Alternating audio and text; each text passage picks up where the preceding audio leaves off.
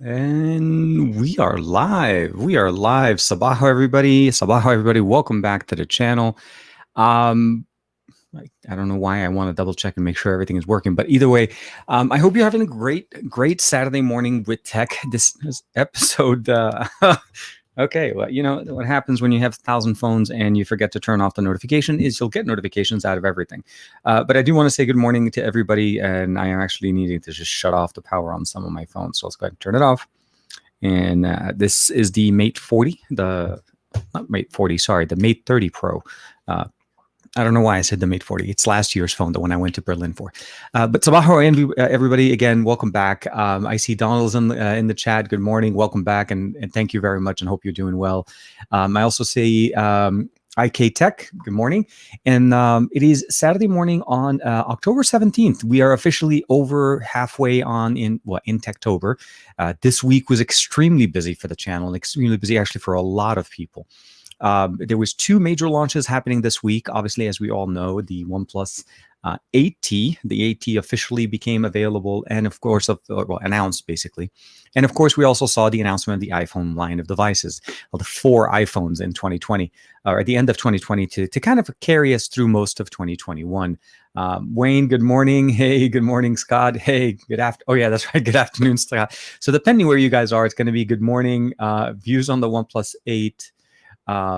The OnePlus 8 is, I think you mean the OnePlus 8T, and Ronaldo's in the chat, of course, my tech reviews. Hey guys, if you guys haven't had a chance to check it out, Ronaldo last week was over on, the Across the Podcast with Matt and Sam.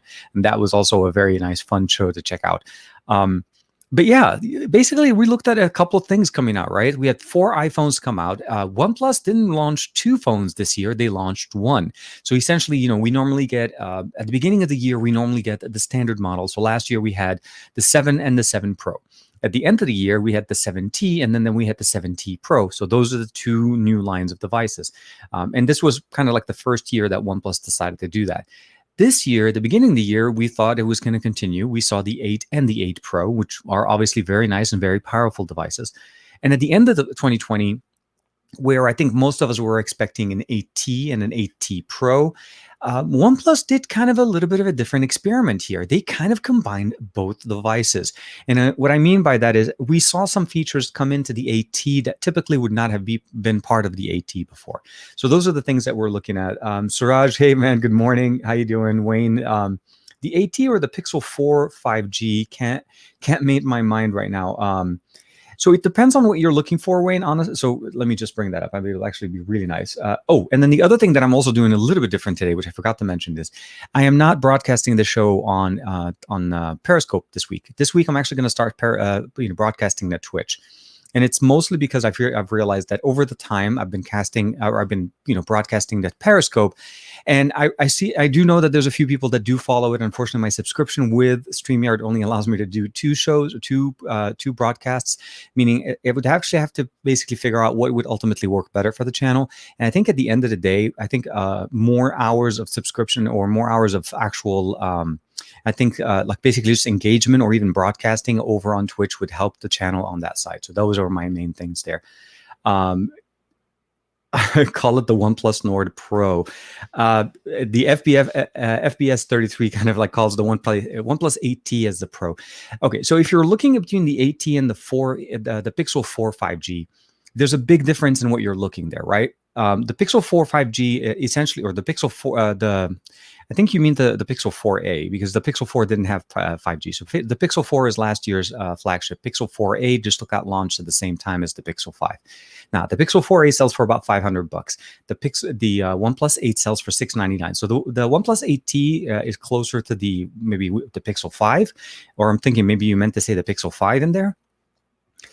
There's a few things to keep in mind that differentiates both of the systems. If you're looking for the best camera experience right now, I would have to still say that the Pixel 5 is going to give you the best experience. It's not running the latest and greatest, and I feel like the processor on the Pixel 5 is closer to what we've seen with the with the OnePlus Nord that was released in the European markets.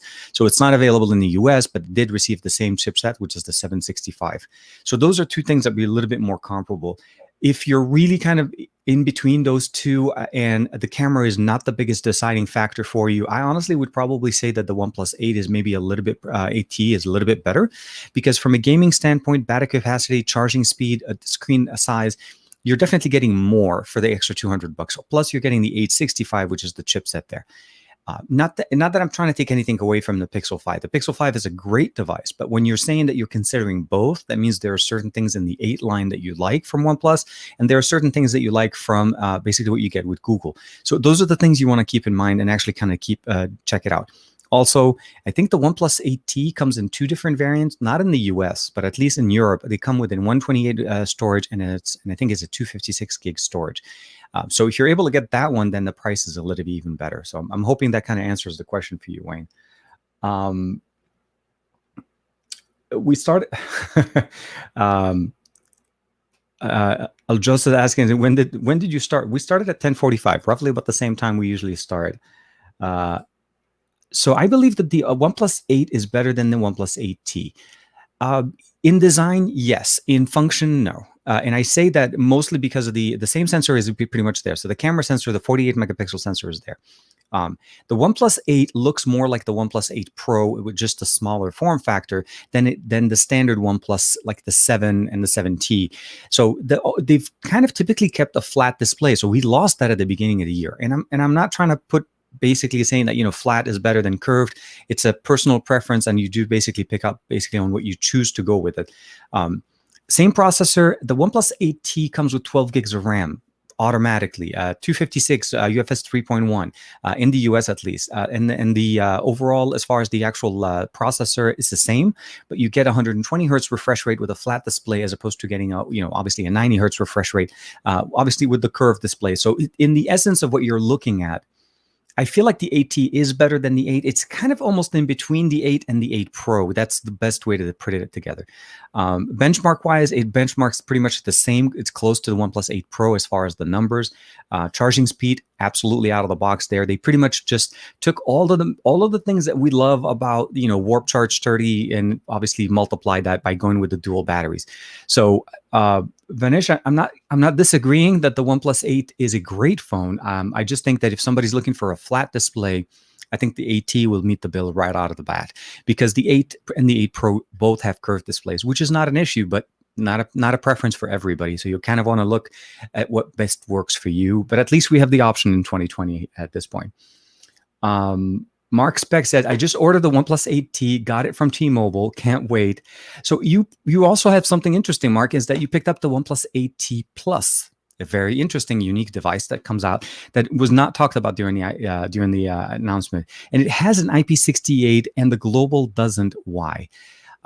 Typically what happens, if we've ever learned anything from Zach's or from Jerry Riggs' Everything videos, is most phones that don't say that they have IP rating or water resistance typically have some type of water protection implemented into their devices.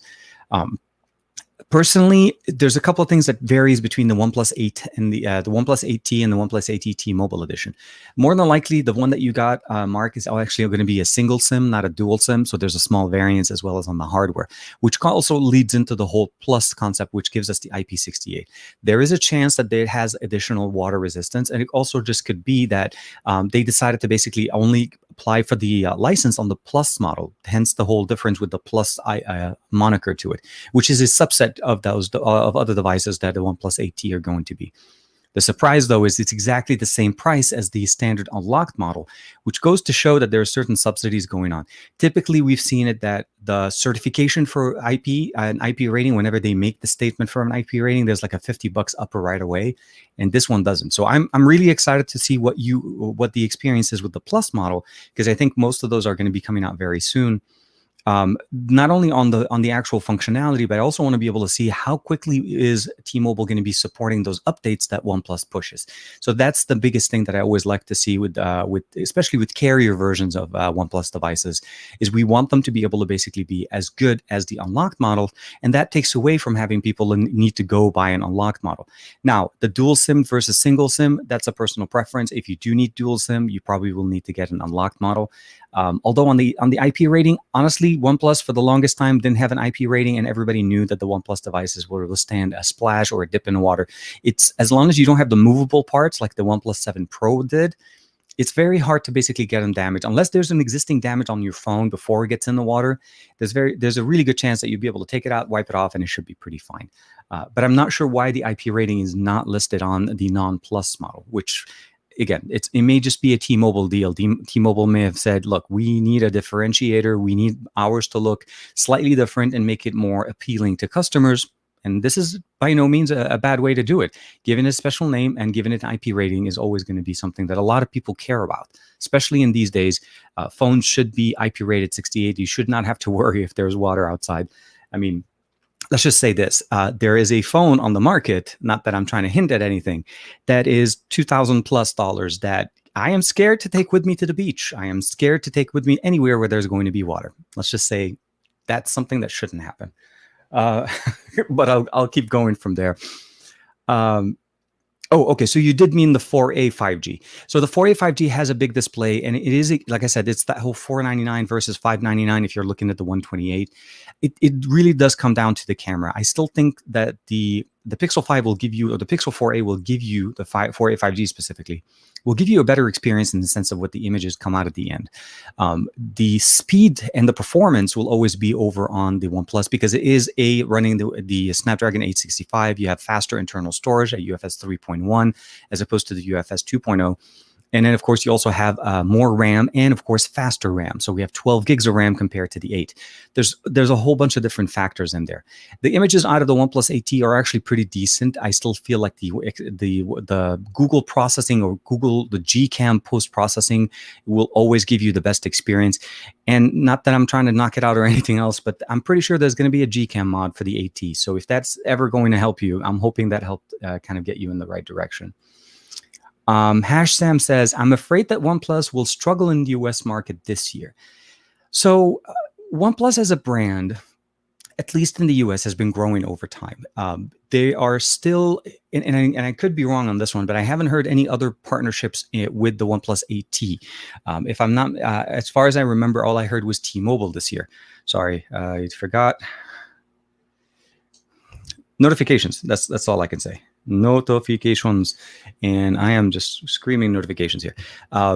So at the end of the year, realistically, T-Mobile is the only carrier that's going to be going with them. We don't see AT&T, and we're not seeing Verizon the way we saw it with the 8 and the 8. Well, I think it was the 8 for the most part. So there is a good chance that there is going to be a little bit of hardship, for OnePlus. I think the direction that they decided to go with just having an 8T is not a bad deal. Now, by no means does this mean that OnePlus may not have another card up their sleeve, and this could still be a OnePlus 8T Pro that comes out next month. This is totally like OnePlus to do so. They just didn't announce it yet. So we don't know. It's still mid-October. There's still 2.5 months to go. At the end of the day, I would probably say they are going to do as well as they did before. It may not be a biggest challenge because of just the current situation, but it's more so the availability. If T-Mobile does actually put them in the stores, in the physical stores, now that people can go back in, this is going to make a bigger case for people to look, because the OnePlus 8, the 8T has a very unique look, and it actually has a lot of things that people look for. The fast charging, the IP68, especially in stores here in the US, that is a very unique feature that none of the other OnePluses are getting. So again, I haven't heard of other markets, but at least the 8T Pro or the 8T Plus in the US on T-Mobile does have that IP certification. So we'll have to see how that goes.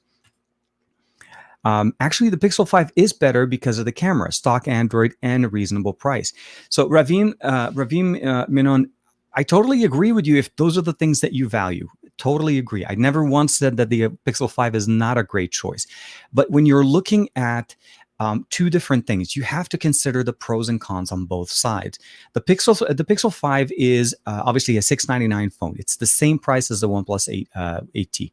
So price kind of what falls out of the two experiences, right? They're both within 50 bucks of each other, right? If you go with the 128 model, which is actually closer to the OnePlus to the Pixel 5, then you're actually even better because you're actually at $599 if you're in a market that does support that. So there's first thing, the price that I would say. Camera, hands down, there is no question. The Pixel 5 has the better camera optics when it comes to photography. And to me, those are the things that I think you need to see what matters the most to you.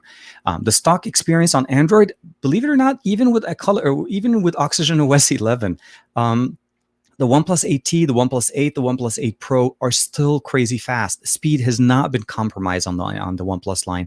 And those are the things that a lot of people understand. Aesthetically, they may not look as they used to before. They're starting to be a little bit more customizable, a little bit more one-handed oriented. And some people say that kind of looks a little bit like One UI. I'm with you. And the fact of the matter is that is a preference, right? If you don't like the aesthetics, you don't like the way the menu looks like, obviously that's going to be more of a Pixel 5. So where I agree with you that the Pixel 5 has great cameras, I don't think the price is a biggest factor here. I think it's more personal preference. I personally, use both of these devices, and I can tell you that if I'm about to sit down and put down some major gaming, the OnePlus 8T is the one I would go with. If I'm worried about more performance, speed, and just rendering video, doing a whole bunch of things, I understand that the AT will provide us more because of the processor that we have there, and both support 5G. There's no question. There's 5G support there. Okay, so let's jump into the next one. FPS. That's exactly why I sold my Nord and skipped on the Pixel 5, which essentially is gaming, and it's a personal preference, right? It's what do you use? You meaning the person, your personal needs, your wants out of a device. If gaming is a big factor, then the reality is you need to you need to get the device that will give you that experience. Now, the 765 is no slouch, but there is a significant drawback in performance, especially on resolution. So if you play games like PUBG, Call of Duty, all of those things, you'll notice that there is a difference in the settings. The device can't push, it can't provide you that top tier experience. Now, if the price is pretty close to each other, then you kind of have to make a decision. The 8T makes decent pictures. There's no question that the pictures out of this device are okay, and you're able to basically share them. I'm not saying they're bad. I'm saying they're actually good. It's just that Pixel provides us much, much better processing. And definitely, even at the 765 range with the processor that we have there, it definitely works a lot better. The Nord, again, I look at the Nord as an experiment, and we'll have to see if they do end up, releasing another Nord for the U.S. market, because that was the first device that they decided to release where they were trying to hit that lower price market, the budget price point, not necessarily the mid range. They were literally trying to go in straight for the budget line, still give you 5G, still give you a large display, still give you a large battery. Those are things that I think a lot of people appreciated. It's just that in the US, for us, we don't have that opportunity. I got a chance to play around with the Nord because obviously, I've worked really nicely, and I'm really thankful to OnePlus for allowing me to have one. But it's more so the opportunity of getting the best bands, the best support, the best 5G coverage in the US. I can't get that on the Nord, the current version of the Nord. So they would need to make something for the US market. Let's see what else we have. Oops, I think I went too far. Oh, here. I think I went too far. Yes. Oh, Greg is in the comments. Hey, good morning, man. Good morning. What else here? Oh, Matt Tyler. Oh, dude. Okay, yeah. No. So Matt Tyler just wanted to jump in and say hi to everybody. He's working. It's one of those Saturdays where it always happens. One Saturday or so, there always is a situation with the scheduling between Matt and I, and so we always try to jump into each other's things. Joe's in the comment as well. Hey man, good afternoon, good evening. The speaker grill has no water resistant on the global. On the T-Mobile one, it does. Yes, so that's the IP68. I think that partially where they're able to get that IP68 certification there. Oh, Marilyn's in the comments. Good morning. Revian Pixel is better. Again, if it is a personal preference, I agree with you. You have to look at it as an entire package, not just the camera, right? If you're considering, if again, it's depending on what you're looking at. So we'll put that to bed, and maybe we'll come back to it a little bit later. Vinesh saying, so basically, can we say that the OnePlus 8 can survive a few minor splashes? I think if you're using the phone and you get splashed with water, it should be fine. When I say splashes, I mean you're using the phone, you're walking about, and it starts raining. You get water on the phone. That is something that you'll be able to basically withstand. Yes, I'm not talking about you have the phone, you're walking, suddenly let's go swimming with it. Initially, the biggest thing that I would probably say is the integrity of the phone has to be pristine, meaning no cracks, no dings, no damage or cosmetic damage. And why do I? Oh, it is. And I thought I had it. Okay, so now we're on silent. Um, the integrity of the device needs to be pristine, and there's no damages to it. Anytime there's a damage or a ding, let's say you drop the phone and you get a little bit of a ding on the structure of the phone, now that compromises certain things of this phone. But yeah, in general, a splash of water should be fine. There's not going to be something where you're going to go out and basically the phone's going to just poof, turn off. It's if you immerse it in water and you allow the bubbles to basically start forming, meaning you leave it long enough in the water where it starts to let water in, that's going to be a big issue. But splash of water should be fine. It is not rated to be obviously water swam with. That's one of the other things in there. Yes, sorry, I think I kind of jumped into it here. Splashes, yes, no, I think I got it. Sorry, I don't know. Have an answer, but can you flash emui 10 ROM on the Huawei Y9? I'm not sure. The best way I would probably say is if you check on funkyhuawei.com, and I know that's not a Huawei or an official site, but if they have an emui 10 ROM for the Y9, like even if it's in a beta state, then at least you know that there's a chance for us to be able to get it. emui 10 by default, if it's not available for it from Huawei, is going to be very hard to kind of mirror over, mostly because of the functions, the kernel, as well as the open sourceness of Huawei when it comes to their software. It's not as easily ported over. I would probably say is if you haven't unlocked, maybe go with the GSI-based ROM as opposed to a standard emui. But I would definitely first check funkyhuawei.com and see if there is, for the specific model that you have, an emui 10 based ROM. Even if it's a beta, at least it'll be a good indicator there. Okay, let's see where else here. Okay. Does the OnePlus 8T have dual speakers? If yes, how would you rate it versus the Samsung phones? My S10, S10e really pops with its dual speaker sound. So the OnePlus 8 and the OnePlus 8 does have stereo speakers, and the best way I would probably say compare them to how do I put this thing? Okay, so you're comparing them to the S10 line. So the S10 line did have dual speakers, and then of course even the S20 lines have dual speakers. But what I can say is, the OnePlus line of devices has great speakers because they utilize basically two stereo speakers. The difference between OnePlus 8T and the OnePlus 8, I feel like, is that the OnePlus 8 had a bigger earpiece grill, where the OnePlus 8T has a slightly smaller one. Still doesn't compromise the experience, but I'm just looking at the there's an ad that I have to kind of go through. Once that goes through, and it's as you can imagine, it's an opinion ad. So let's go ahead and do this. I just kind of give you guys a good example. And I do apologize for everybody listening into this in the audio podcast. Please, please, please lower the volume on your phone. I'm going to be playing a song at 100%. This is one of my songs that I usually play in my videos. So if you haven't had a chance to check it out, Robledo, let me know. Check it out. This is at 100%. They sound pretty good. They're not going to be as loud as actual true stereo speakers. And what I mean by that, like things that have two speakers, one at the top, one at the bottom, separate from the earpiece. But they sound pretty good. Would they be much louder or much lower than what you saw with the S10?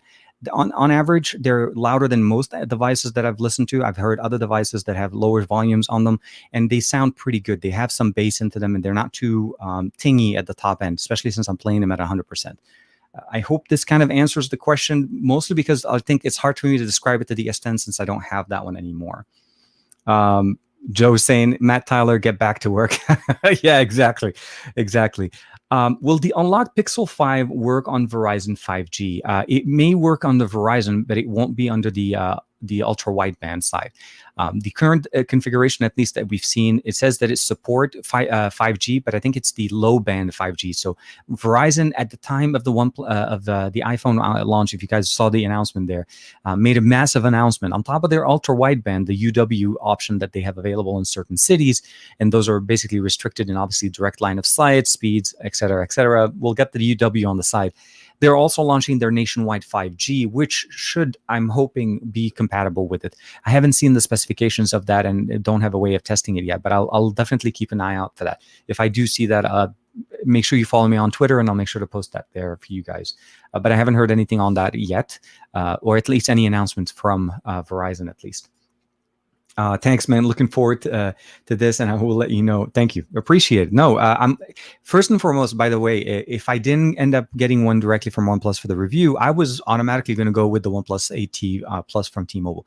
I still have my OnePlus 7T from last year with T-Mobile that I'm doing monthly payments on, and I need to figure out what to upgrade to. I may end up going to the iPhone at some point, but these down payments, man, every month. Dave Trevino says, I'm currently trying to decide between the 8T and the Pixel 5. So Dave, I'd probably say this. Let me know what you're coming from, meaning what device you're upgrading to. If the camera is a factor for you, if you're a fan of stock Android, I would probably go with, honestly, the Pixel 5 is a no-brainer in that situation. Because the Pixel 5 kind of bridged a lot of things. It's providing us an affordable price, great experience, simple experience overall. There's not much really to figure out. It's simple. You just point the camera and you take a picture with it, and it just works. We have the wide angle lens now, which we wanted, the ultra wide. And of course, we have reverse wireless charging, all of the things, stereo speakers. They also have an interesting approach to stereo speakers on this one.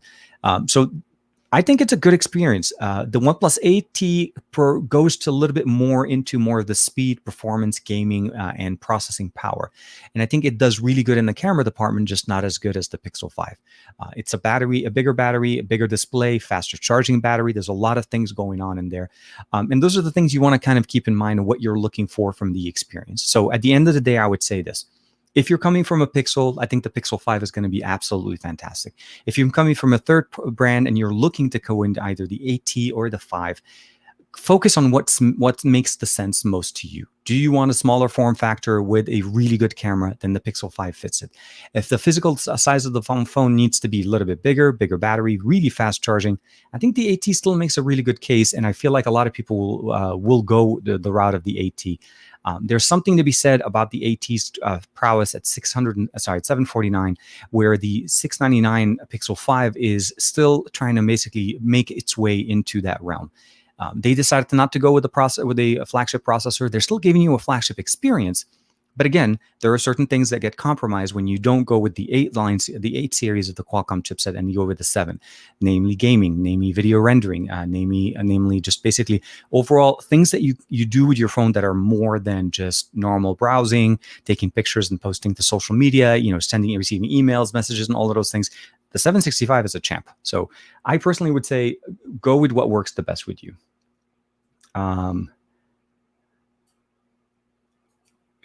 So here, IKTech is asking will Huawei survive? At the end of the day, we have to see that Huawei's been doing quite well, even in the current situation. And if I'm not mistaken, I think in less than a week, they're going to be launching the Mate 40. Unfortunately, I don't have that much more information on this, and normally I would be part of the early group. But the short experience that we're going with Huawei this year essentially is we want to see what they're starting to go with. They talked about Harmony OS. They were talking about basically venturing and being on their own and no longer trying to depend on the Google ecosystem. And those are things that we're going to have to see, how does that actually work? Because the existing base that they're working with, sales did get an impact. Obviously, that is there. They're not gone though. They're still in there and they're still releasing devices. So we'll have to see. My hope is that something gets worked out at some point and they're able to basically get back into the game. I would much rather see them consistently stay into the Android ecosystem and not move away to more of a Harmony OS, mostly because of ROM, basically, modding and so on. It becomes a lot easier than having something run on its own operating system, which closes the development experience because most developers will not end up basically buying something that they can't use or at least develop on. So I'm hoping we'll have to see how that goes. would you say that the Pixel 4a 5G's performance is better than the Nord or the similar? The Nord would be better as far as performance. The cameras on the Pixel 4a 5G would be better because the Pixel 4a 5G has the same sensors as the one we see on the Pixel 5. So think of the Pixel 4a 5G as the Pixel 4a XL, which is what they did last year when they did the 3a and the 3a XL. This year they did the 4a and then they did the 4a 5G as opposed to the XL by adding the modem, the bigger battery, the bigger display. Processing power, though, I still think the 765 will perform a little bit better. And I think the Nord overall, I think it has more cameras in the sense of what it can offer. It also supports 4K 60 on the front-facing camera. Not to say that the Pixel 4a 5G is a bad decision. I think if you're looking for a Pixel that has a large display, the latest sensors, and again, the processing power, it's very near to what you get with the Pixel 5. The 4a 5G is actually a very good option. For $499, it's an absolute deal. And I think it simply does the job right. Just think of it this way. It's basically this phone with a slightly bigger form factor with 5G support. Obviously, you have a bigger display and, of course, no 90 hertz refresh rate, which is something that you also kind of keep in mind. Those are the things, if those matter to you, I think you need to keep that in mind. Oh, hey, for first super chat, thank you. Appreciate it. Thank you very much. This is from Aljosa Sibukli, sorry, hopefully I'm saying that correctly. What do you think of the new iPhone Pro Max sensor stabilization and the 10-bit video recording in Apple RAW format? Will it be a game changer? Or so? I'll comment on this one by just saying thank you again for the super chat. But I'll start off by saying I'm very surprised to see, in a certain way, Apple taking a page from Samsung this year in the sense of what they did with the sensors. So they released, as you guys heard, 4 different devices. You have the 11 mini, so they went standard and they went mini, and then they went, and the mini for the most part is supposed to be slightly bigger than what we had with the SE. So the SE will be the smallest size. Then you go to the mini, then you go to the 12, then you go to the 12 Pro, and then you have the 12 Pro Max. So those, like the whole lineup of 2020 phones that Apple released. The sensors on the Pro Max are going to have the best experience, the best cameras on an iPhone in 2020 are going to be in the 11 Pro Max. They're going with LiDAR. They're also going with different, the different sensors technology. The ability of recording in 10-bit video 10-bit video, as well as having RAW support. Those are big game changers for photographers, for people that use their smartphones, and they do generally use them for those purposes, to generate content, recording video. I do feel like Apple is feeding into their forte, or at least what they successfully do as far as devices. And what I mean by this is that first, everybody and anybody that uses an iPhone knows that iPhones take great video from all of their cameras. For me, there's a good number of my B-rolls are actually shot on the 11 Pro Max from last year. And that's because I like the fact that the front-facing camera, the ultra-wide, the standard focal length, all have the same color science put in. So having the function of using 10-bit color in there to be able to be more productive, to be able to do color grading with RAW support on the back end are going to be great. But I think that's going to work mostly with special cameras, not necessarily so much with the default camera. Also, the support isn't going to be out of the box. It's going to be available later. So I don't think it's a game changer. I think they're just feeding into it. They're just literally doubling down on what they're doing currently. They're just saying, look, we're going to give you more functional pro-level tools for you to use. The average user is not even going to bother with the 10-bit video. They're not even going to bother with RAW. A, because it takes a lot of storage. B, because it takes a lot more configuration. And you do need to end up buying an app or running different apps to get the full benefit of them. So really nice to have them as features, and I think they make great feature set on a phone. But again, 90% of people that use iPhones, unless they're using them for a pro level experience, are not going to really benefit too much from it. I feel like it's a great upgrade from what we saw last year.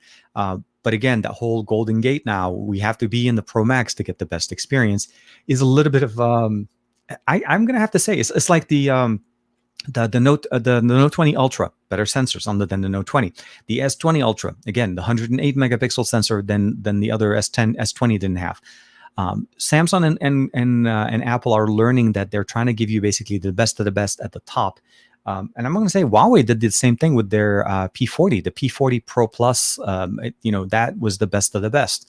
Again, different sensors. They do that, which I think it's a great option. I think it's a great option for what they want to do.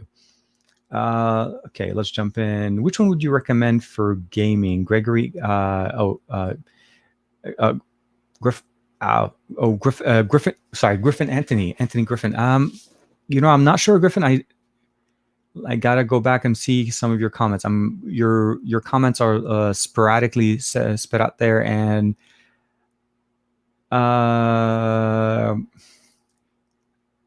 okay, somebody's going on timeout. Sorry, somebody was just spamming the comments. I don't know why.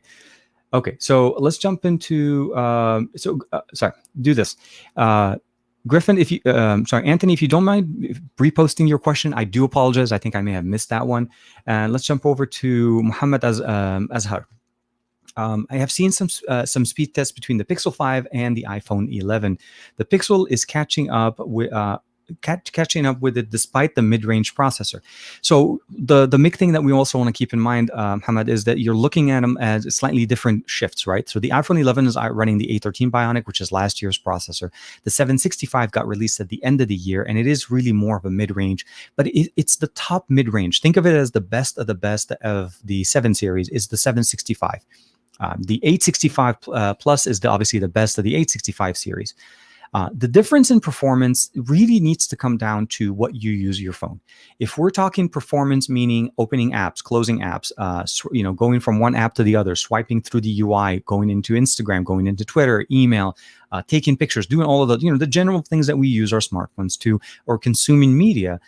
I agree. Yeah, I think the difference between the two is actually very small. Speed tests are great to show the capabilities of a phone, but real life usage will always trump that, because speed tests are in ideal circumstances, meaning you would never turn off your phone, turn it on, close all the apps, and then launch one app at a time, and then go back and see how many of them are sitting in memory. And by the way, Mohammed, I'm only referencing a certain type of speed test. I'm not saying that this is the way that the video that you watched.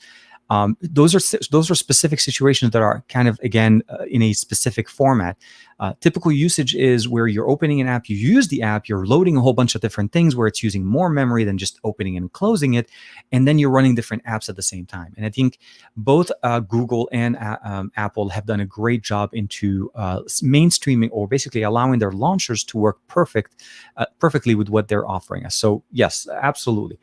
The processor is one thing. What I would say probably, Hamad, is if you're looking at performance, look at basically benchmarks. Those are the things that will basically give you a little bit more of an indicator of what the overhead of, how much higher can you go on the performance on one over the other.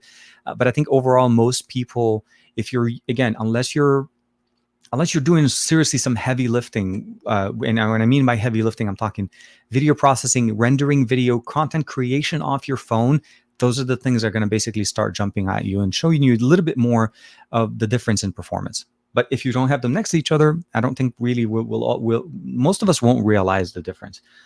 Let's see here. So IR 1980. Sorry, I don't know how to say the name, but that's how I see it. So it's a no-brainer here in the UK. Pixel 5 for $599 plus free Bose QCs 35.2 as part of the deal. What? You guys got Bose headphones? Okay. That's not fair. No, I'm just kidding. I love my Sonys. Nothing against Bose. I love the QC35s. I think they're great. And I think it's a great option if you're able to get it. For $599, I think it's a great... So there's the difference, obviously, you guys need to keep in mind, in pounds over US dollars. So we're $699. In pounds, it does definitely drop a little bit. There's only one variant. I think it's a great deal. Like I said, it depends on what you're looking for and what you want to get out of it. I think the Pixel 5 is a great offering from Google. I love the fact that Google literally changed their approach to the Pixel. For years, people have been talking about the fact that Pixel's pricing kept going up. But the reality of the matter is that, once Google proved that they were able to produce great images and the ability of having their post-processing run on a 7 series processor last year with the 3 and the 3A, and how fast those things sold. Also, when the 4A came out, not the 5G, the $350 model, cheaper than last year's 3A, is selling like hotcakes. This thing is hard to get. And that's because this is a great phone. If you look at them from an aesthetical standpoint, they are the same. Basically, parameter-wise, they're pretty much the same. Display technology obviously is different. Speaker phones are obviously different. There's a headphone jack on this one. This one does not. This one has a 90 hertz refresh rate. This has a 60 hertz refresh rate. Wireless charging, reverse wireless charging. Both have a 4,000 milliampere battery, and of course, both running Android 11. Not out of the box. This came out with Android 10, but now both running Android 11. I think it's a hard sell. It's really a hard sell to kind of say which one would you say is better. It depends on what you're looking for, but the Pixel 5 is hands down a great phone, definitely.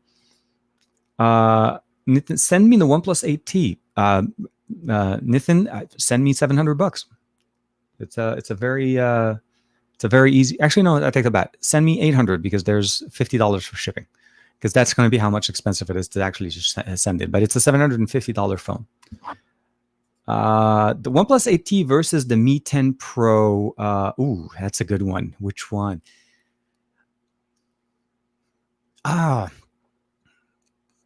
Okay. So I'm crunching numbers in my mind. I don't know why I didn't think of this equation, because they're actually very close to each other.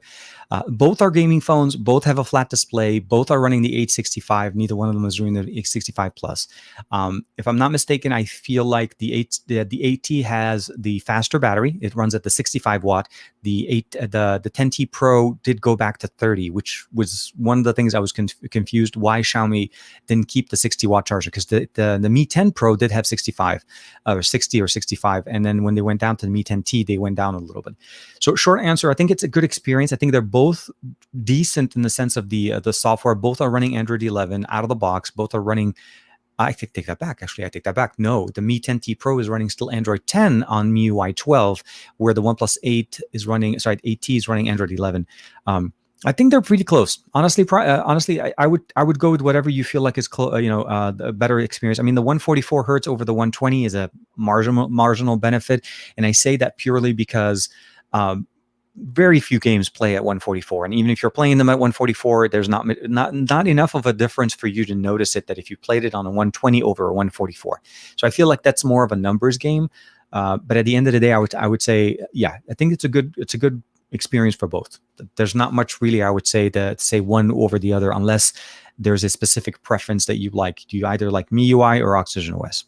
That's the best way to look at it. Okay. We'll do one more. We'll do one more timeout because we're noticing a lot of spams this time. Normally, I have Matt in the chat, and he's usually helping me out. But we'll have to see how this one goes. Okay, so Unsun says, Dorado says, okay, sir, please take name once. I'm really very, very big fan of yours. I did pick it, but I'm not sure. I'm other than the name is Unsung, or is it Unsun? But hi, good morning, and welcome to the chat. The OnePlus 8T is nice, and how's the camera? Actually, so Mario's asking, how's the camera on the OnePlus 8T? It's actually pretty good. The flexibility between the cameras that we get there is actually pretty nice. They did go with the 48 megapixel sensor, which essentially we've seen in multiple versions of OnePlus. It's not new. But I think the overall processing on this is pretty much, you're still going to be receiving, so the focusing level is pretty good. Image quality is pretty decent. It's slightly more saturated. I feel like they're still doing that over processing on the saturation there. There's a couple of new modes in the actual video side, which are really nice. So there's bokeh video, which enables you to do that whole, subject isolation. You filter out the person and you just basically focus on me. Everything behind me is blurred out. And then they have this new nightscape video, which is some pretty decent experience there. I think it's a good evolution on this. And honestly, at the end of the day, if you're thinking about getting the AT, there's always going to be new features built in, and there's always going to be Gcam. If you're not familiar with Gcam, is essentially is a port, or they basically import or make functioning. They bring in the camera from the Google Pixel line of devices over, and they basically obviously modify and make sure that they work right. And I just realized it is. Okay, let's see here. I thought I turned off all my sounds, but I guess not. Call, ringtone.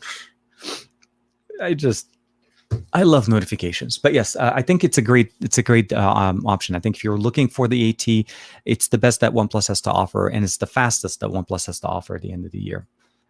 I may get some hate for this, but the true winner is the Mi 10T Pro. personal preference, I think the Mi 10T, and like I said, between that and the AT, it's a really close one, because you're looking at roughly about the same price when it comes to price point, availability in the same markets. Xiaomi will obviously release Android 11 on this. There's not a question there. But if you had to kind of put them next to each other, also the AT and the Mi 10T Pro, I think to a point to your conversation, Flavio Luis here, is does have that 108 megapixel sensor on the back as opposed to the 48. Numbers at the end of the day, I mean, they're all pixel binning at the end. You're not really going to be shooting 108 all the time. Those things will fill up your storage faster than anything. But I like I said, if you personally provide like that option, I think it's a great option. There's nothing, and I don't think there's no reason for us to feel any bad, any worse or any less on that one. Let's jump in real quick here. Oh, okay. So IR 1980. So also Google, in a way, is showing off the prowess of stock Android with excellent optimization and machine learning, with obviously the AI, and a lower price device compared to $1,000 phones. Could not have said it better.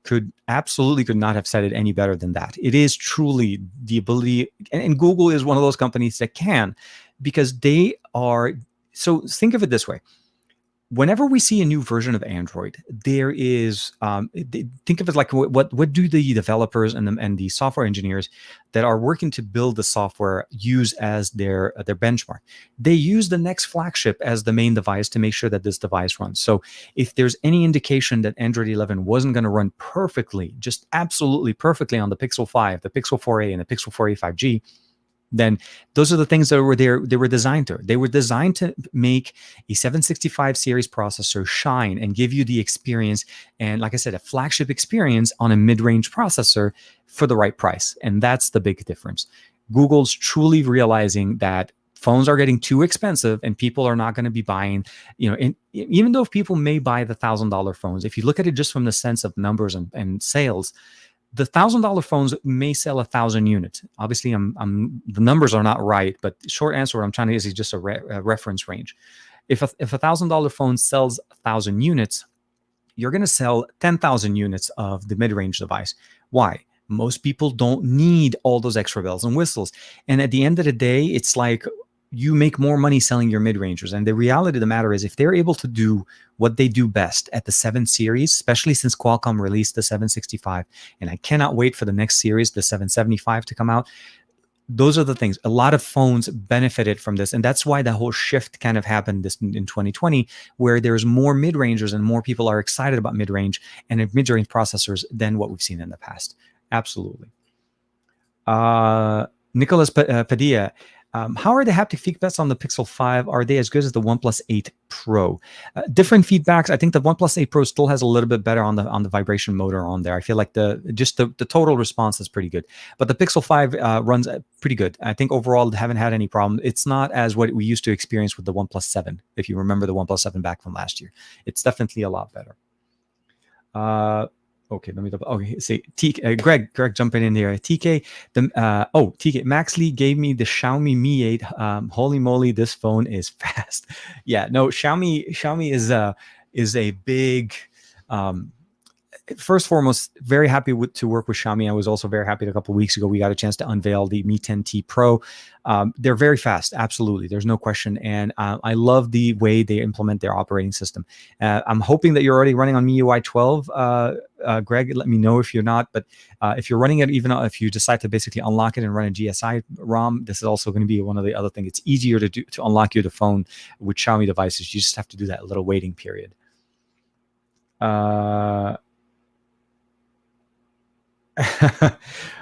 Thank you, and son, and love from. Thank you very much. I appreciate the support all the way from India. I can imagine how late it is in the morning for you guys. I appreciate you hanging out with us here, definitely for sure. Let's jump in here. Yes. Okay. So Daniel's jumping in. Yes. And how are the haptics on the AT compared to iPhone nowadays? Not as easy for me to compare. I do. The only iPhone that I usually have that I use most of the time is the 11 Pro Max, and for the most part, I think they're fine. There's nothing wrong. But the AT, I think for me, is closer to what we saw with the 8 Pro. So it's the better haptics. Let's put it that way. They're not going to be where you're going to feel like it. They're not really well. It's hard to explain, but haptics have to be tuned correctly to actually give you the right vibration. And so for me, the AT does that, and it does that well. Here, okay, let's jump into this one. So in the UK, so this is OA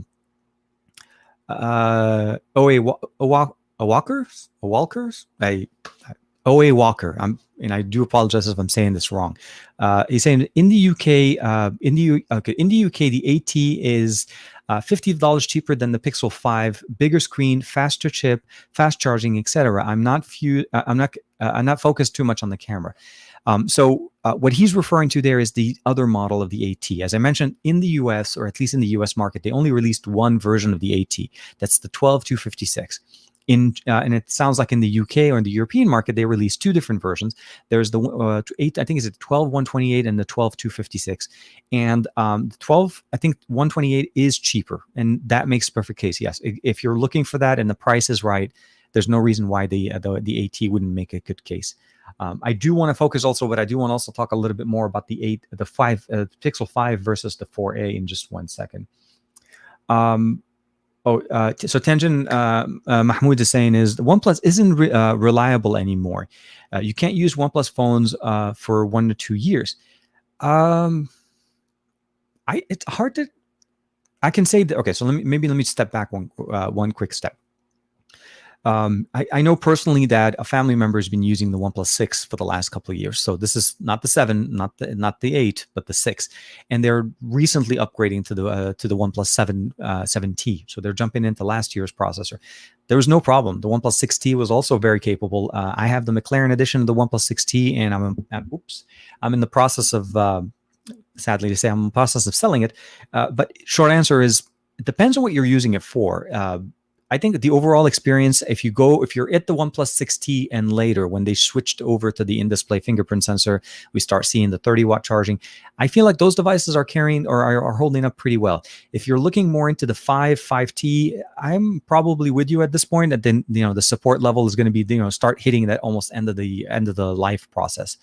But it also, again, depends on what you're looking for. I wouldn't necessarily harp on them, but keep in mind, OnePlus, of all the other manufacturers on the market, release more updates, more features, beta programs, and support for their devices for a much longer time than most carriers or most OEMs. Okay, here. Aditya. Hey, the other. Sorry, I don't mean to call you the other Aditya, but Aditya is in the chat as well. This is Aditya. Aditya Upalkar, sorry, hopefully I'm saying that correctly. How's the screen brightness on the Pixel 5 compared to the OnePlus 8T? I know, actually that was one thing I haven't done. I haven't had an opportunity to actually run screen brightness. Now, obviously, we're talking indoor screen brightness here because I'm holding the wrong one. Don't you like it when you hold a phone? So overall, let's do this. I'm going to open up something that I know will look nice here. Sorry, I'm actually doing this live for you guys. I do apologize. I don't want to make the, and here it is, opening Chrome, and we're going to go, here. So we'll go to UFO. I just want to see how fast, and here, and we're going to go brightness level. I want to say they're pretty decent, but I'm almost tempted to say, sorry. I meant to say UFO test here. Okay, UFO speed test, definitely brighter, noticeably brighter. It's hard to tell unless you're looking at them right next to each other, but I'm looking at them both directly. The wide, it's definitely brighter and obviously bigger. So that's the easy way to explain it. Sorry, didn't mean to do the live test. I haven't had a comparison between the two yet because that's not something I usually test out, but I guess I should. Here, Taiki. Hopefully I'm saying that correctly. TK Bay, salam alaikum.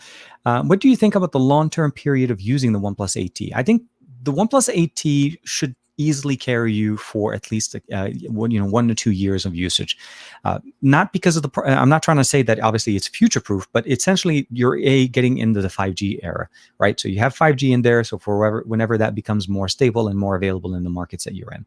Large display, 120 frames per second refresh rate, 65-watt battery. And it's a battery that does not overheat. There's a specific thing that I don't know if you guys had a chance to check it out.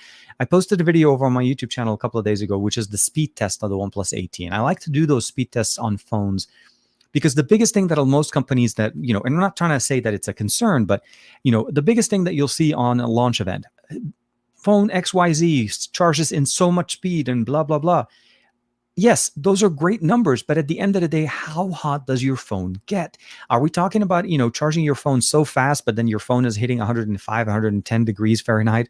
Keep in mind that's like around 42, 40, 42, something like that. Those are really hot temperatures. The OnePlus 8T surprisingly stayed at a maximum about 95 Fahrenheit, which is about 31 Celsius, 31, 32 Celsius. So to me, that's a big change in what we've seen before. And I think also other companies like Oppo's doing the same thing. They're considering battery health. So when we talk about using it for the long term, you have to also consider is obviously the capacity of the battery health. Is your phone going to last so long and still give you that, all day battery and still charge really fast? Right now, if we have any indication from what the Find X2 Pro from Oppo is doing, I feel like the OnePlus 8T has a really good chance of making it. It runs roughly the same processor. It basically the 865. It has the same charging speed, same UFS charging, storage. It has 12 gigs of RAM. The Find X2 Pro is a champ with Android 11. I don't have a doubt that the OnePlus 8T will last and will work really nicely for a really long time. So I hope that one I'm hoping that one kind of makes sense for you guys. OnePlus 8T, OnePlus 8 Pro or OnePlus 8T. If you like curved display, the OnePlus Pro 8 Pro. If you don't, then I would go with the OnePlus 8T, mostly because of the charging speed. Do you have an idea how to buy an S20, the Snapdragon version in Europe? Importing it. That's the best way. The only way I would say is either importing it or check some of the used sites. I don't unfortunately have any. If anybody else has any comments onto that, I would love to hear them. Also, why the caps? That I don't know. We'll have to see. But yeah, no, unfortunately, I don't. I wish I did. I did. I'm familiar with sites that sell in Europe and then obviously import to the US because that's usually what I like to do. Oh, man. Oh, sorry, forgot Goku this time. So let's go ahead and jump over to the next one. Mihub Isa Mihub. Hello, TK. Help me. I hope you can help me with this matter. My Note 20 Ultra speakers distortion in high volume does. Okay. Sorry. Is the Note 20 Ultra speakers distortion on the high volume as bad? Okay, in high volume does back off like the Note 10 Plus. I'm assuming you're talking about the volume levels on the high level when you played at 100% playing it. Both okay, so the Note 20 Ultra's volume at the very high was actually pretty good. It's not very distorted. Check my unboxing video and you can actually hear a specific sample of me playing the volume at 100% on the Note 20 Ultra. So that's easy way to kind of check it. And if you also want to check it out, I also did the same thing on the Note 10. So it's easier to check the two if you want to have like a live experience. I don't have the Note 10 anymore. So it's hard for me to kind of show that for you. But if you want to hear exactly what it is, double check those two clips on the channel. I think that'll answer you. I hope that kind of answers the question. It does not distort. So that's for me, at least from the Note 20 Ultra, because that's more recent and I remember how that one worked. So Tanjin asking is, what do you think about the OnePlus 8T with Google camera installed? I think that's going to be everybody that's getting the OnePlus 8T is going to be looking for the Gcam installation. I think overall the 8T performs well. I think it does a good job, and I think if you're looking for more of a pixel experience, Gcam will always be the thing for you. But again, most users that end up getting the Gcam are going to be basically looking at it in that sense, just to kind of keep it going. The Gcam is always going to be a really nice option. Aditya Neil, good morning. Sabaho, hey man, welcome back. I didn't see your name before, so I'm sorry. I see Matt's in the chat as well. Can we all hit that like button, please? It helps the video, the channel perform better. Thank you very much. Hashtag TKRBay. Thank you very much, Aditya. I always appreciate it. Thank you very much for jumping in and, of course, letting us know. Of course, please like and subscribe, share the video as much as you can. Always helps the channel, and of course keeps things going, and obviously brings more people to the conversation, which gives us more opportunity to have different conversations as we normally do. But thank you very much, Aditya. Of course. Dave Trevino, I think he's answering back. He's going and says, yes, it is. Got the Sprint lease and I have to give it back soon. I think they're talking about an LG.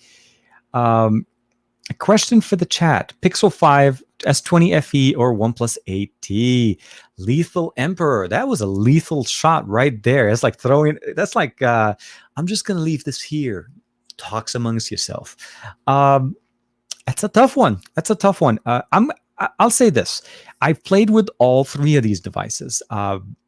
Not that I don't have a preference against the. So I think the S20 FE, by the way, is a great combination of things that Samsung put together.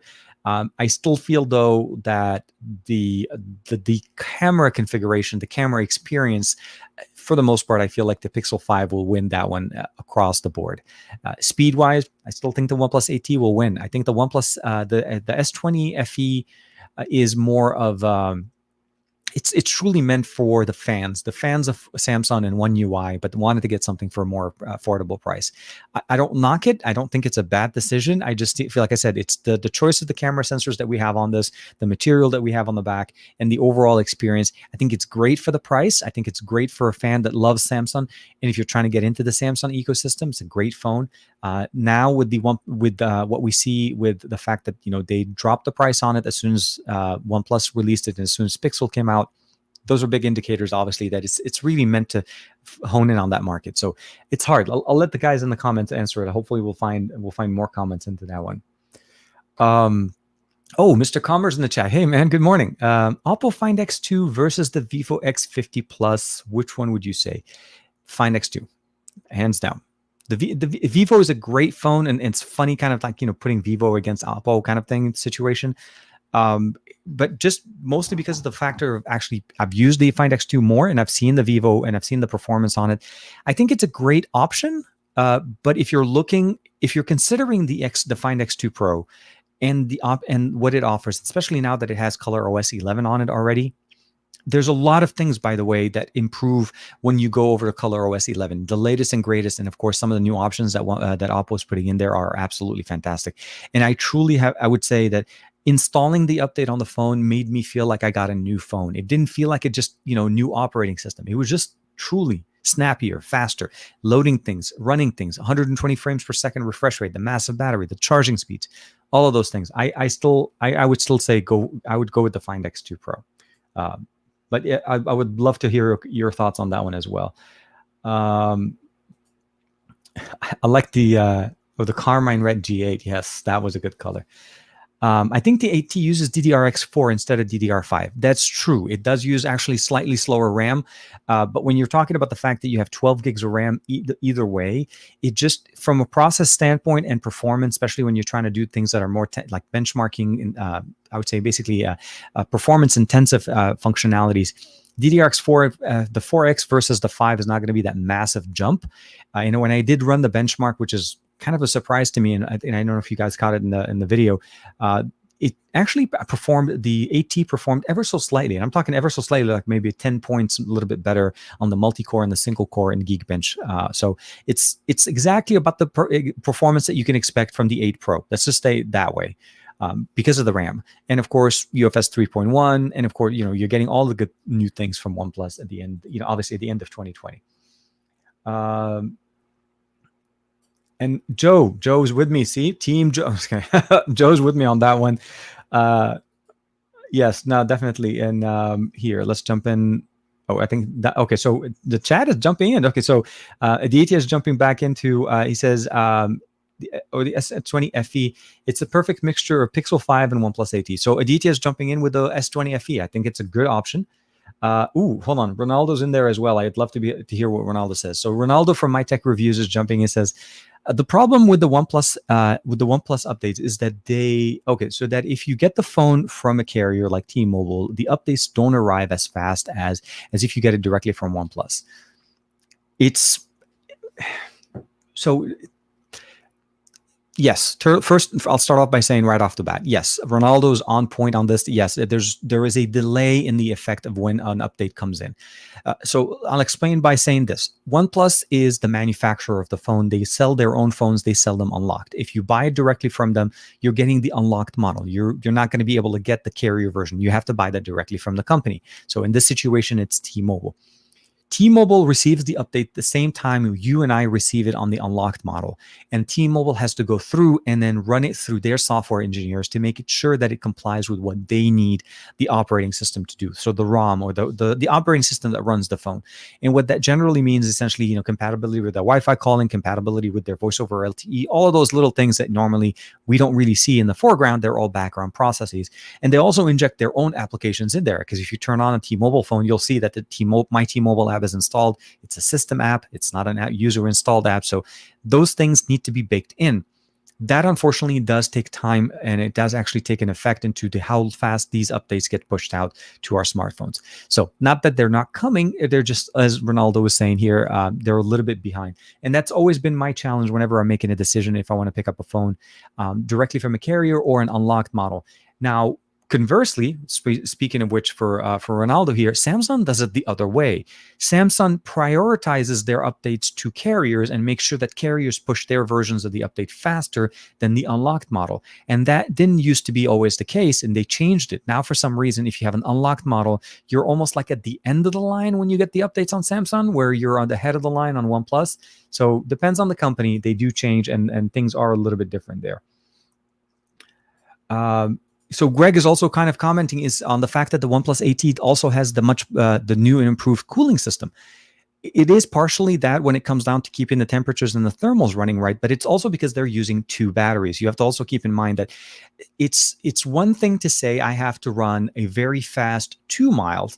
And basically say, let me show you how fast I can run it. I can run it at 30 miles an hour, and I can go and do it really quick, as opposed to saying that I have 2 guys running half a mile and they're both running at 30 miles an hour. Obviously, the half a mile will get there faster. You get 2 people, shorter distance. So temperatures don't necessarily need to heat up so much. So just keep that in mind. But yes, definitely I agree. The temperatures and the cooling system is always going to be very nice there. Jatinder Kumar Jane, I'm sorry, Gain. I'm sorry. Hopefully I'm saying that correctly. Thank you very much for the super chat. Appreciate it. Always appreciate you guys' support. Lethal Emperor unlocked only. Always unlocked, guys. Always. Aditya is jumping back in. Responding back to Lethal Emperor. Most likely, we'll go for the Samsung. So Aditya's Samsung jumping in there. They offer some level of manual mode in their camera, and that's true. The new manual mode, video mode that they're offering now is present there. The S20 FE launches with the One UI 2.5, so you have Pro Video as well as the ability of using Bluetooth headphones on there as well. I hate their UI, but since but since they just throw RAM in there, running a launcher should be fine. And Aditya's comment in there is referencing essentially is that Samsung's biggest thing is essentially, look, we'll give you features as more than you'll need. And the way they've been basically dealing with it as generationally upgrading from one version to another is they've typically thrown more RAM. See, what they say essentially is, if they give you 8 gigs of RAM, they're using a good number of it. And if you get a Samsung phone that has 12 gigs of RAM, they're still using a good number of that RAM too. That's the approach that Samsung likes to do, but it still fixes the concern. I mean, it gets you at the end of the day where you need to be. And I feel like that's always going to be the situation. Ahmed, Hussam Deen, sorry, hopefully I'm saying that correctly. Salam alaikum, Ahmed. Salam TK, hope you're doing fine. This is my first time here. Is the Pixel 4a worth buying right now, or should I just wait for the Pixel 5a? Look, for the $350, there is no simpler choice to make for a phone. 5G there's no 5G on this model, so obviously that's out of the question. The phone is built very nicely. It has the right material. It has a headphone jack, great camera, 1 camera on the back, 1 camera on the front. Just keep that in mind. If you're thinking about waiting for the Pixel 5a, that's a whole year later. If you're not really looking to upgrade and you can wait, I would probably just see basically if you're able to get a good deal on the Pixel 5. To be honest, the Pixel 5 right now, it just launched for $700. There's a good chance that maybe there'll be some specials throughout the holiday if you're able to be in that market. But I feel like the Pixel 4a right now is a no-brainer. It's a simple, easy choice, great Google support. Updates will definitely be pushing out there. You're not going to be losing anything on it. So I always feel like that's going to be a really good thing for you guys. So yes, Pixel 4a is a good win if you have to go for it. If you can wait, and you can wait about a year, I'm sure there'll be other options that you can check out. But no question, the 4a for $350 is an easy recommendation. Prakash is saying, hey man, in $350, sorry, in the $350 range, is the Pixel a good phone compared to other phones in the market right now? And what would you suggest as an alternative at that same price point? So in the US, and I'll say this I'll explain it in the US market and then in the international market, because in the US we don't have a lot of competition to that 350 price point. Right now, the closest thing you have there is the iPhone SE, and that's also another small phone from Apple, and that one's at $399, not $350. If we look at the price point of other devices that are not running the mid-range processors, and you start looking at other maybe more budget-friendly devices, very few will come. Well, actually, take that back. None will come close into the camera performance that the Pixel 4a can give you, and that's because it's a Pixel and it's using the Google. Basically, just think of it what Google can do for that price point, and other companies are generally what they do is they compromise in the experience. They give you a much slower processor. They do other things. They may switch over to MediaTek. They may do other things. And I'm not saying MediaTek is bad. I'm just saying just think of the combination. What I like to call is the compromise list. What you need to do to bring down that device to the price.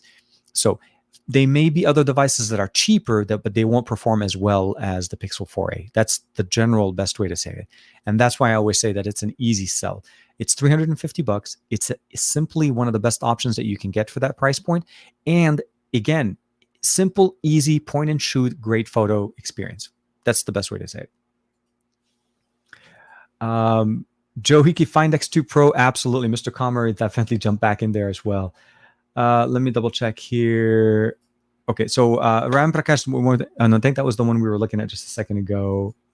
Joe, Aditya, you're getting the FE. So yeah, actually, Aditya, I don't know if are you in the process of upgrading? Did the LG well? Let's just say this: is your LG not holding up anymore, or is that what you're thinking about? Is basically looking at the S20 FE. We'd be interested to check it out. Greg, yes, it's iced coffee, just the normal thing we always do. So I always just make it right before the show, and I try to finish it by the time the show is over. And we're still on Goku. Depends on how I catch the cup. It's usually when it kind of goes from that direction. So let's see here. Oh, sorry, I'm jumping in a whole bunch of different comments in here. Oh, Greg is jumping out. Thank you very much for the super chat. I appreciate it, Greg. Hope you have a good day, and thank you very much. Always appreciate have you guys in the show. You guys go for the Pixel 4a. It's a greater phone, and of course, for the price, absolutely great. So this is Greg. We have Greg from across both sides. So the gentleman, Gregor, is that one that just left, is in European time. He just left, and then of course we have our buddy over here, Greg, in the U.S. Ooh, we got Sam in the chat as well. Good morning, my fellow. Well, I would say my fellow because it's not mine. It's Juan Carlos's. My fellow Duo friend. Yep, my AT&T Duo was about 2 weeks behind than the Duo Unlocked update. Okay, so I'm assuming you finally got the update. So that's actually not bad, Sam. To be honest, T-Mobile is typically months later. It's not a weeks. It's almost like OnePlus releases more of a consistent monthly update. And I say this on the OnePlus 7T McLaren edition. I had the device with T-Mobile for about, I want to say 5 months, and I got 2 updates. And I know that the unlocked model was receiving consistently monthly updates because there was some issues with the 5G. It was OnePlus's attempt to work with Qualcomm to release an 855 Plus with a 5G X55 modem. So it was the pre-865 experience where you had the best processor with the X55 modem, where when you went over to the 865, we noticed that they integrated the two. So the experience was definitely there, but I appreciate you letting us know that. So AT&T, at least with the support, it's about 2 weeks later. And he's talking about the Surface Duo. He has the AT&T model, and the one I have right now is the unlocked model. So as soon as I received it from Juan for the challenge that we're doing, I received an update, and Sam's been waiting on that one for some time. So hopefully, I hope they get better. Let's put it that way. I think we jumped that one. And Aditya, take care, buddy. Hope you you're doing well. Let's jump back in a little bit down here and see what else we have. See, let's double check. So Will has a question. If this question has already been asked already, what's your take on the Pixel 4a 5G? I think the Pixel 4a XL with 5G is a great choice if you want to get 5G, but not necessarily want to pay the $700 price tag. The difference in the performance between the Pixel 4a 5G, the Pixel 4a 5G, and the Pixel 5 are there.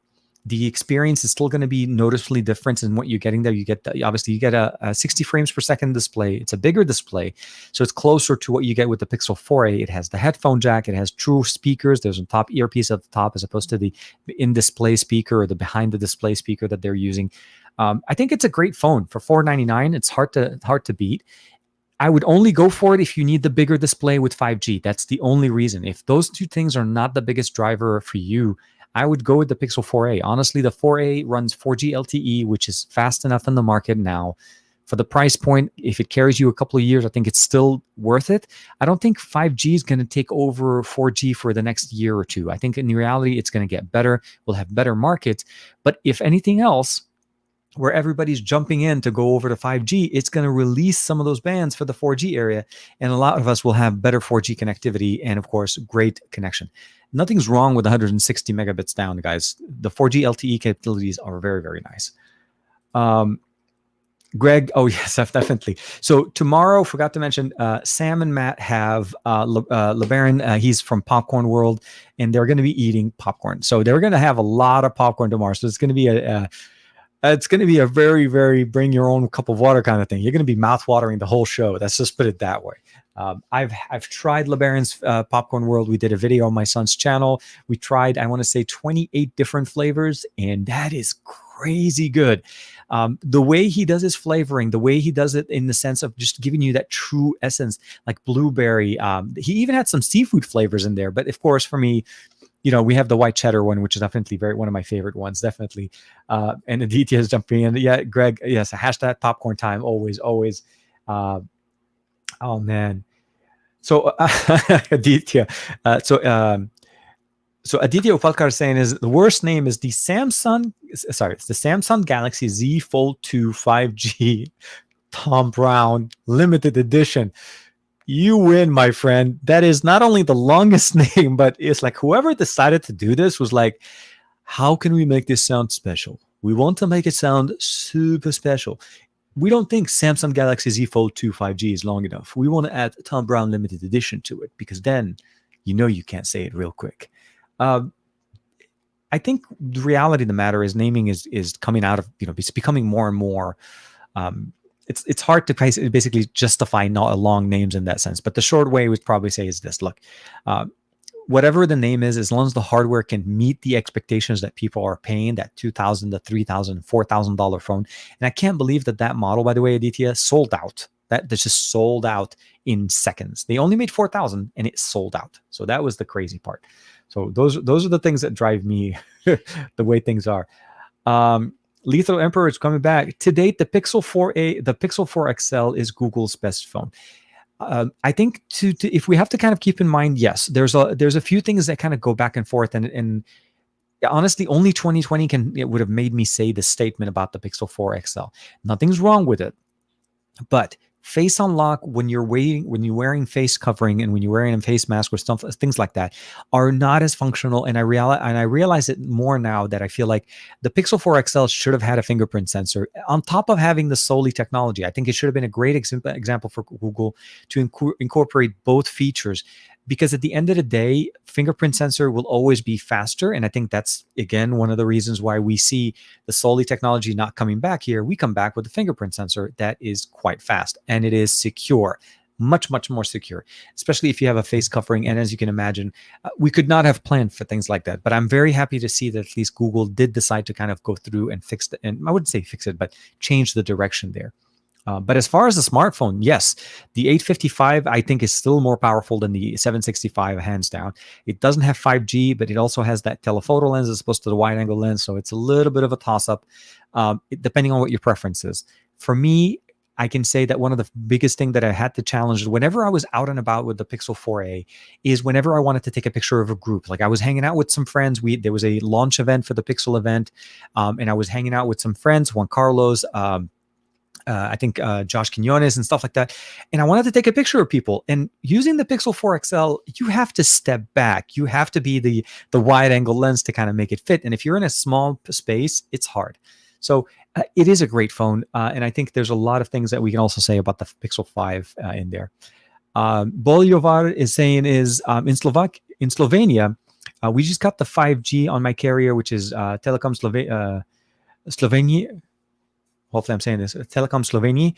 And for now, it covers about 25% of the country, but the coverage is improving fast. The speeds for now are close to 4G, but can reach up to 450 up and 100 down. That's actually a lot faster than 4G LTE, but that's the things that I was kind of talking about, by the way, Bor, is the coverage and the actual availability of 5G. We're starting to see 5G. We're starting to see the improvements. In my area, I kid you not, even though I have 5G on a good number of my phones whenever I'm using them, I don't necessarily get 5G. I'm getting sub 600 5G, which is T-Mobile's current coverage. They did merge with Sprint, and that should be able to give us something closer to what you're getting, Bor, which is the 450 down or so.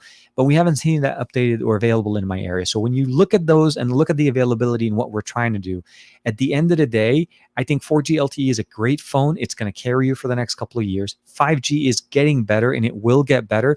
But it took 4G LTE years before it was able to give us the same experience as to what we're seeing now. So yeah, absolutely. I'm with you, and I'm excited to see that they're definitely getting a lot better. What else we have? Oh, okay. So we have this is Dev Pawar. Okay, it would be good to see a small Androids like iPhone Mini. Oh, small devices like small Android devices that are closer to the iPhone Mini, and use the Galaxy J6, the Infinity 2018 for weeks, and I have to say that they were for weeks, and that was so easy to use. Even when navigating through the UI, it was easy, as compact as a 6.5 inch is bulky.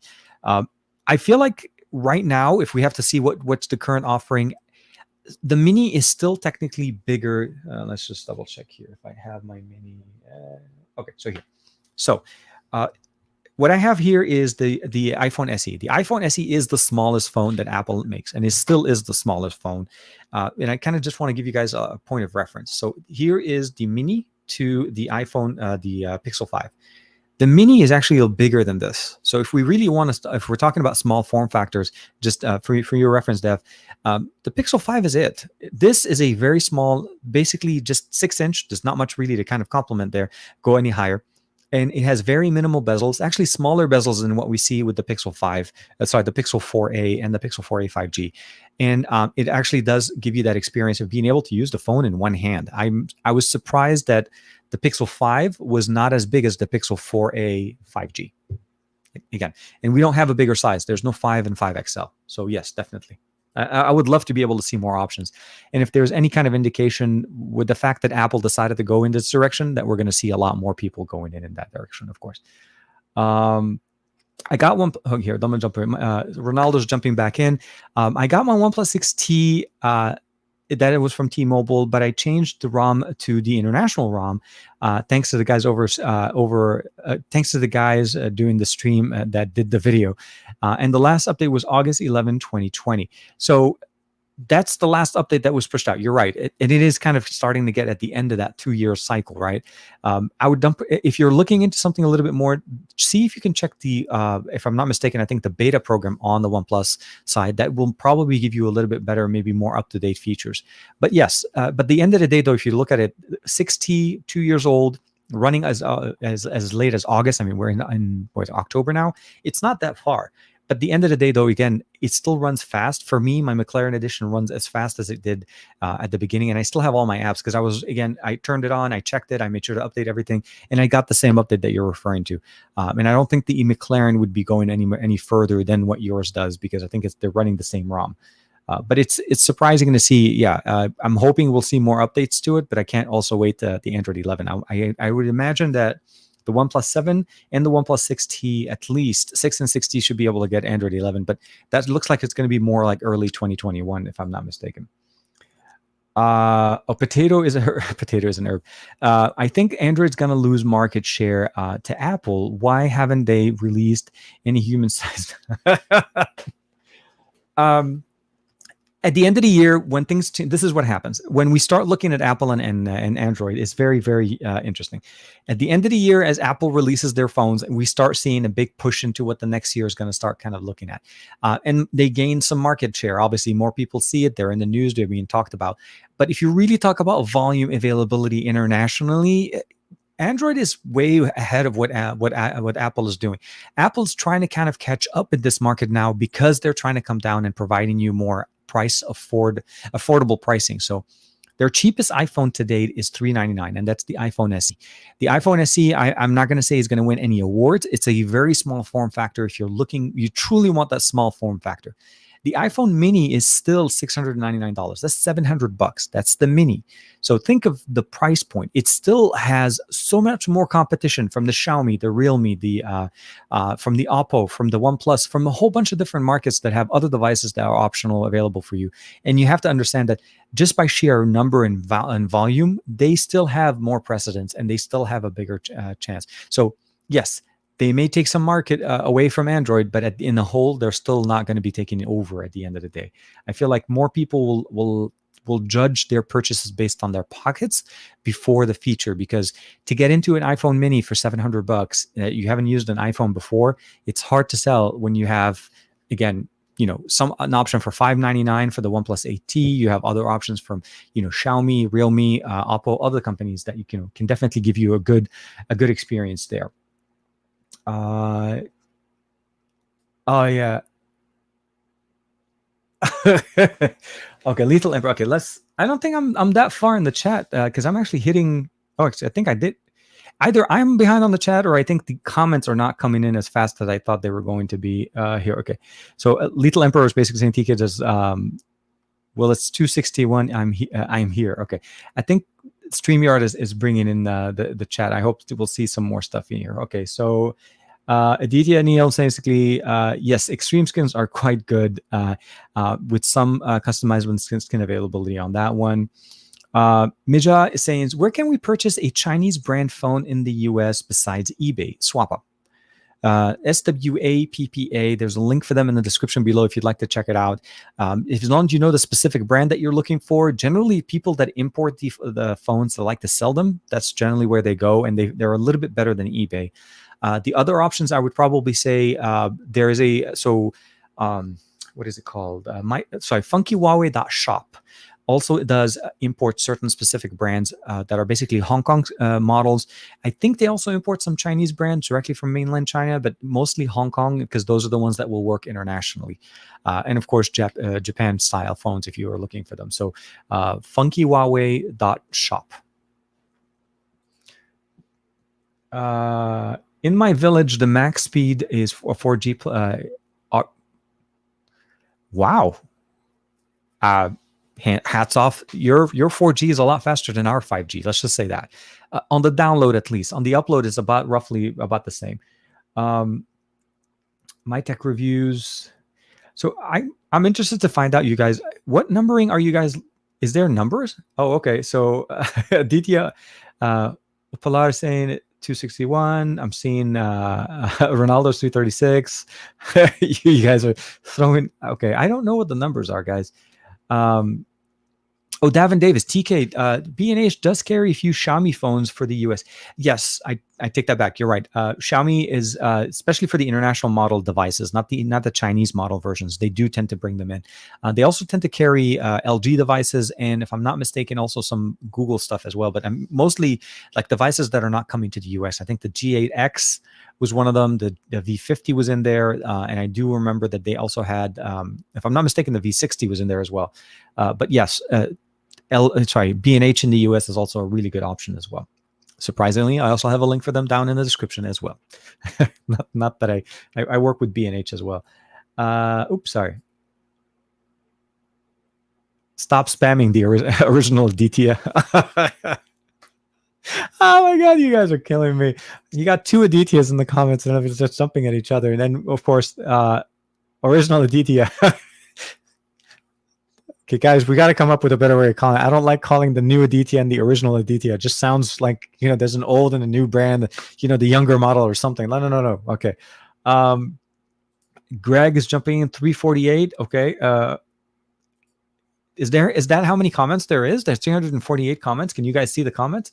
Oh, number of viewers, TK, that's in the live stream of views. Yes. Sorry.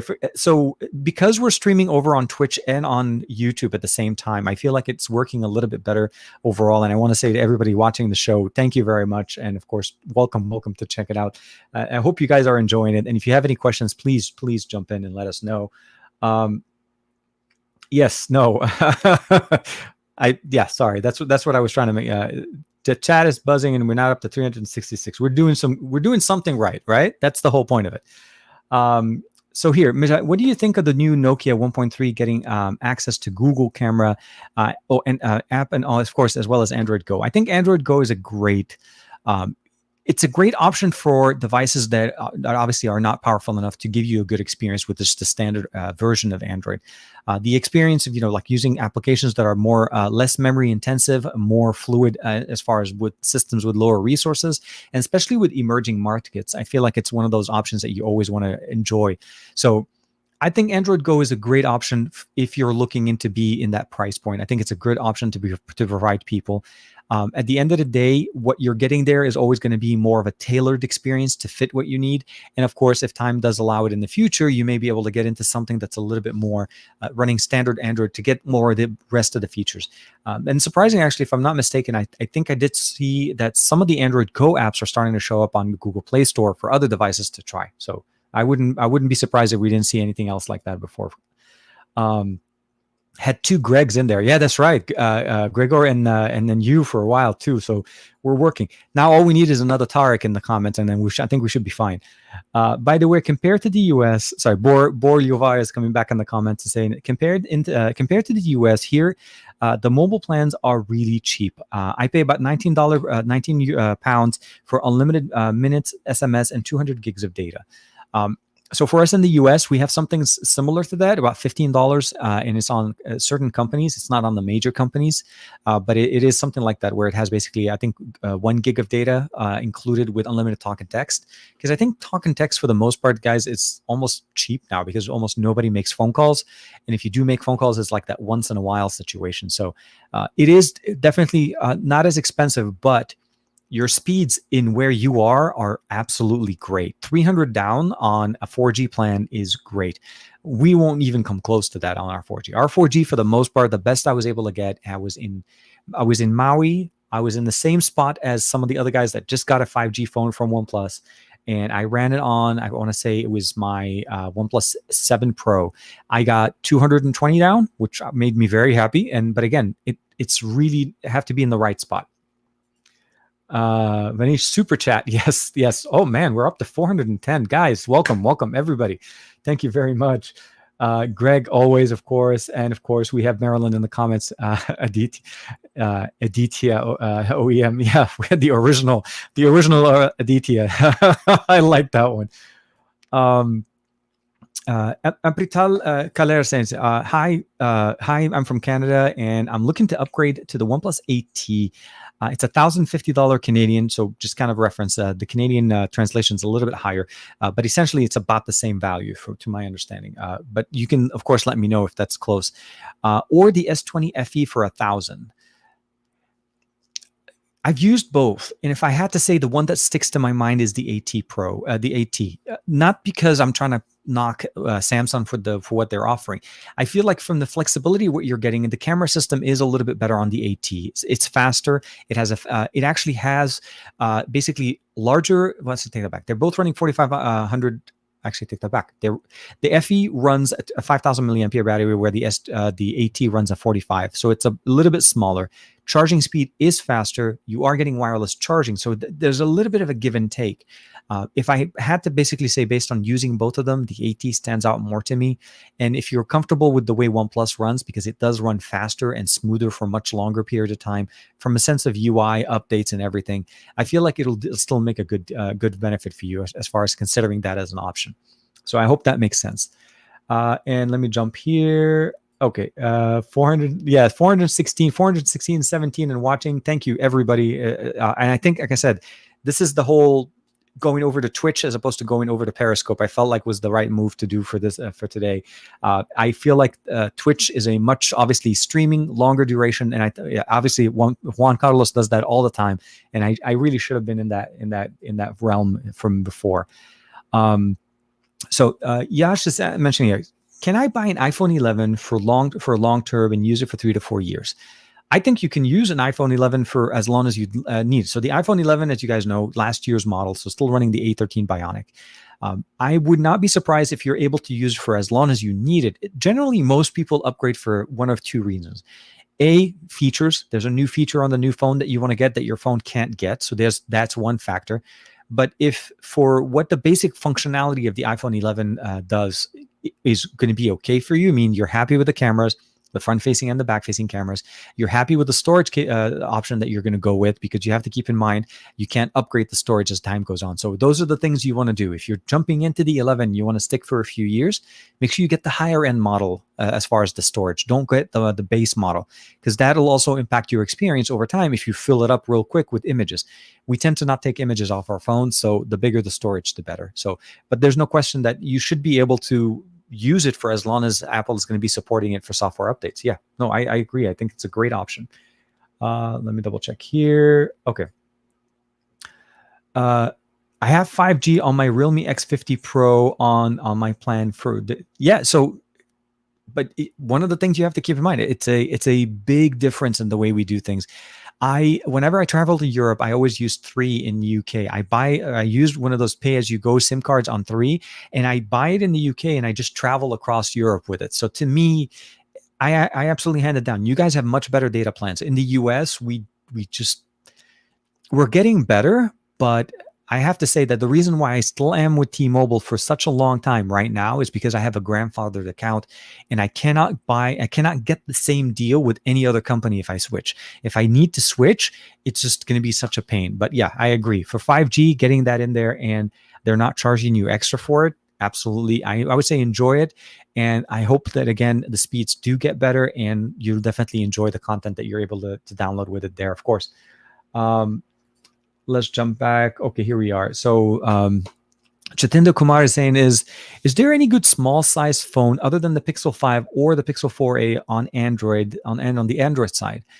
Not that they're able to give you the same experience when it comes to camera. If you take the camera experience out, I feel like the Nord is also a pretty good example that comes pretty close.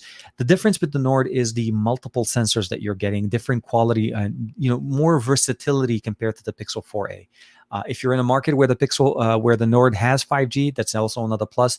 And the Nord is about 399 euros, which is roughly about $424. So it's about $70 more than the 4A, but a lot less than the Pixel 5. So if you have to think about it, I think that, but it's not a very small size. I agree. I think that's what you're kind of going for. You're trying to go for the size of the phone. And I think that that's a hard sell that performs well and still gives you that small form factor.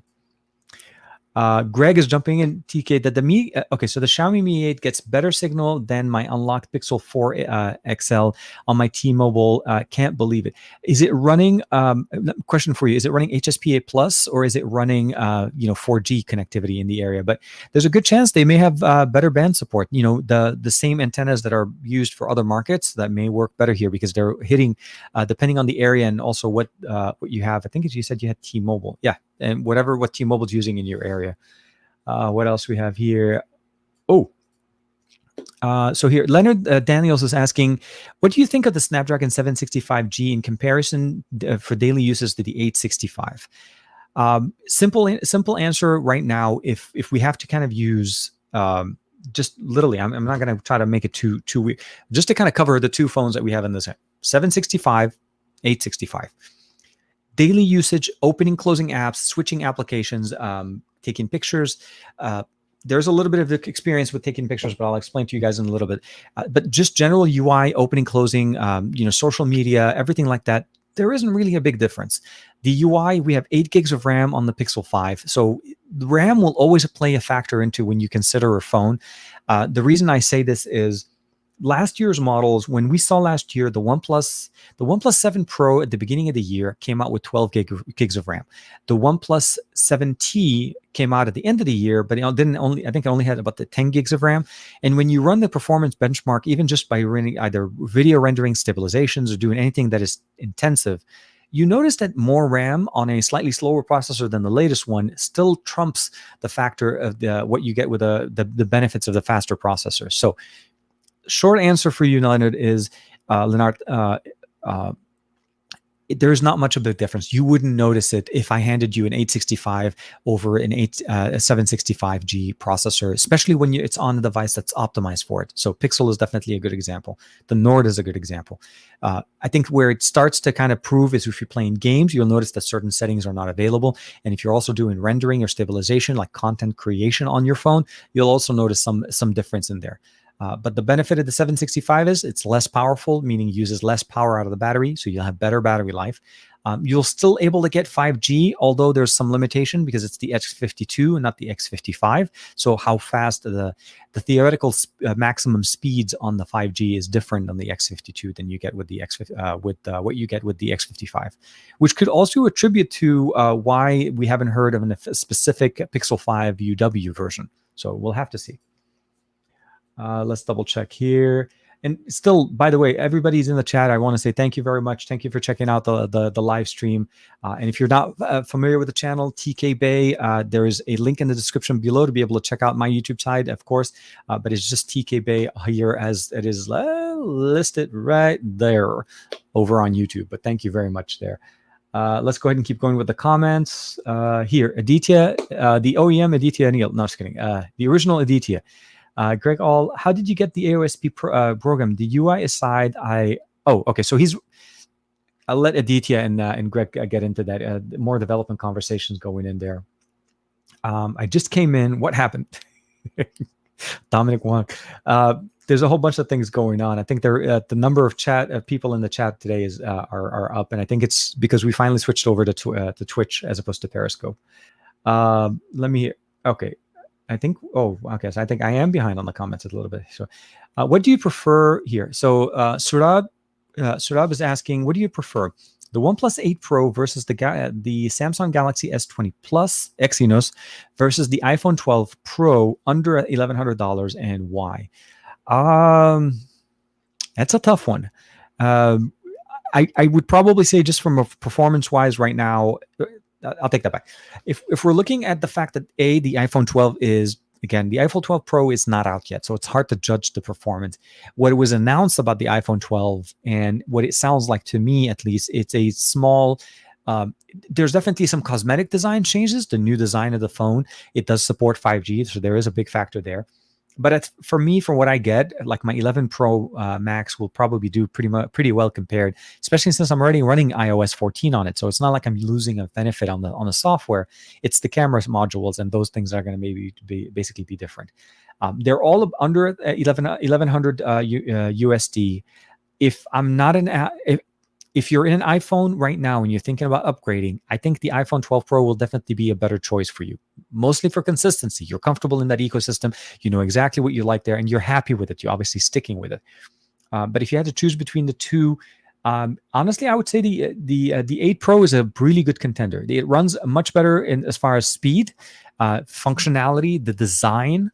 I feel like it's definitely better also, and not that I'm trying to make a little comment on the S20, but if you think of the fact that the S20 does not allow you to have 120 hertz and 1080 and QHD at the same time, where the OnePlus 8 Pro allows you to do that. So higher resolution, faster refresh rate, large battery, fast charging, wireless charging, and reverse wireless charging. It has a 30-watt wireless charger, which still to this day is very limited devices. Very few devices carry that speed when it comes to actual devices, carrying wireless chargers. For the most part, we see, 10, 15-watt chargers, 18-watt chargers, but 30-watt charging it from 0 to 100% in about an hour is really, really nice on a wireless charger.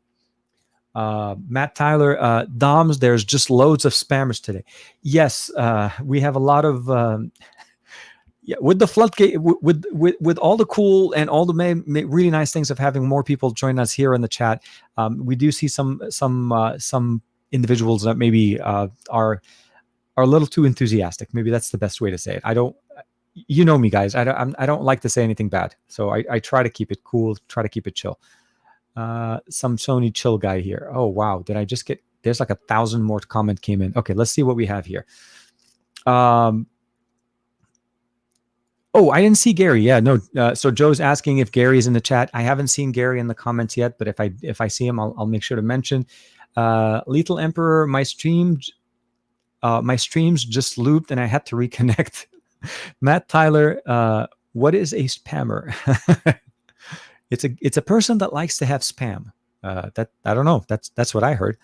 IR 1980. Just a quick question in general to all of the chat: is YouTube Premium worth it? What are the benefits for those who have it? Thank you for in advance for a response. So for the people that are jumping in, and I want to help out with this comment, I can try to answer it on my end, and I'll just explain. For me, I've been a YouTube Premium subscriber ever since it was first announced. It was back in the day when it became basically Google, like YouTube's premium music playing. So it essentially was like a Google Play Music for $7.99 a month and included free YouTube Premium.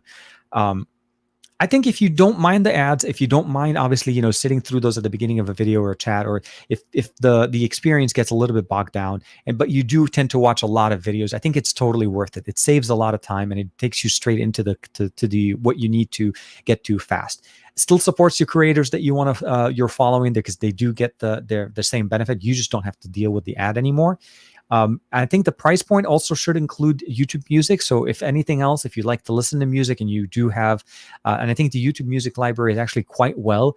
Google Play Music sadly just got disconnected, so there's no more Google Play Music. So it's all YouTube Music, which kind of feeds into what YouTube Premium is anyways. So short answer, I think it's worth it because personally, I consume a lot of YouTube content all the time. I watch a whole bunch of things. The only thing that kind of kicked it for me, which I don't know if I want to be able to fix it or not, when I first signed up for that original plan, which for reference was $7.99 a month, I signed up on my personal account, and that was before I was starting to be a little bit more engaged here on YouTube and so on. So the short answer, I have my YouTube account that does not have premium, but then I have my personal account that does have premium. So I always have to remember to switch accounts, but I think it's worth it. But I'll let the chat definitely chime in and give you some of their experiences.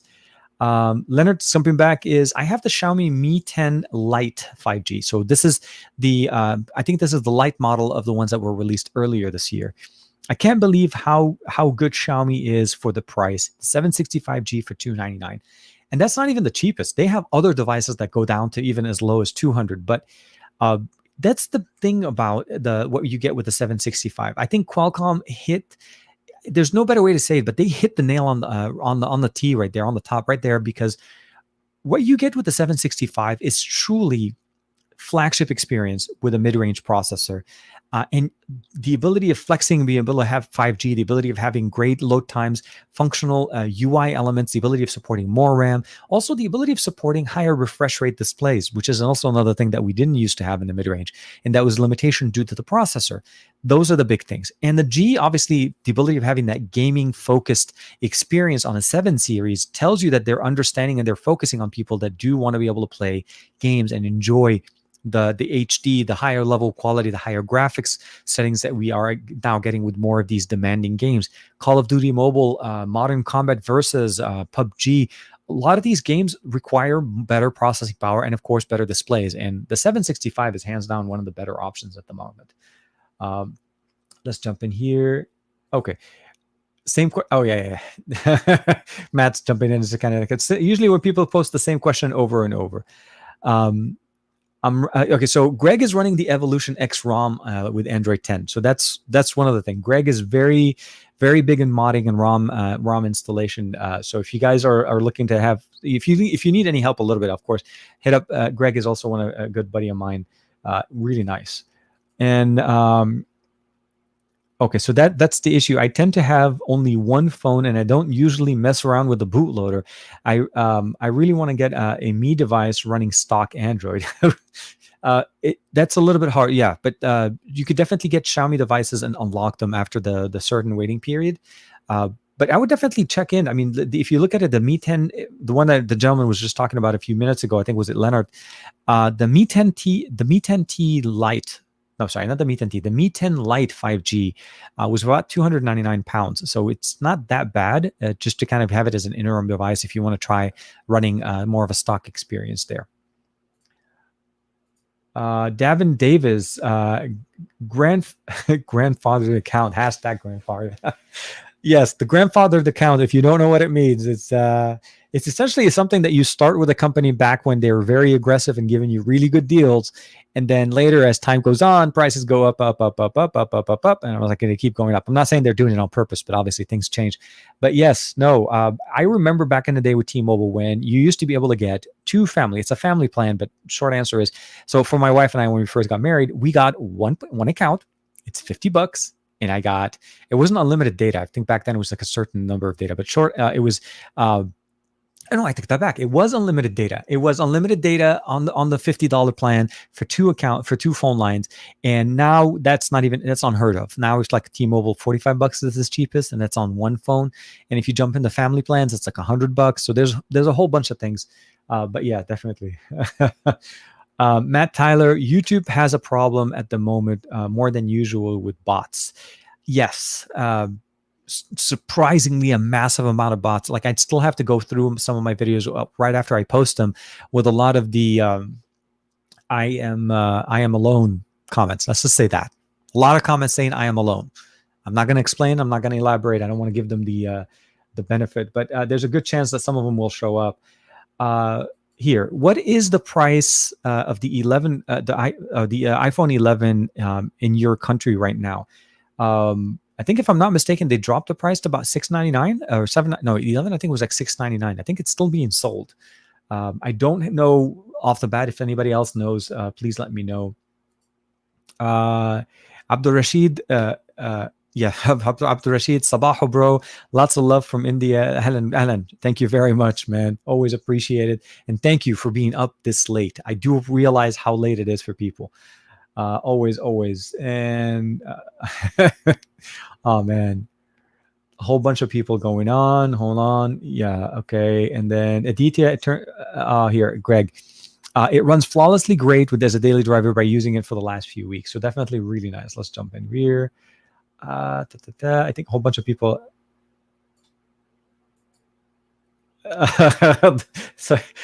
Okay, so if you guys are not familiar, we usually have the hydration comments over on Juan Carlos's chat. I appreciate Aditya for the comment. I do need to drink, and I'm still. Oh well, I'll go ahead and switch it over to Vegeta, since we're talking about Juan Carlos.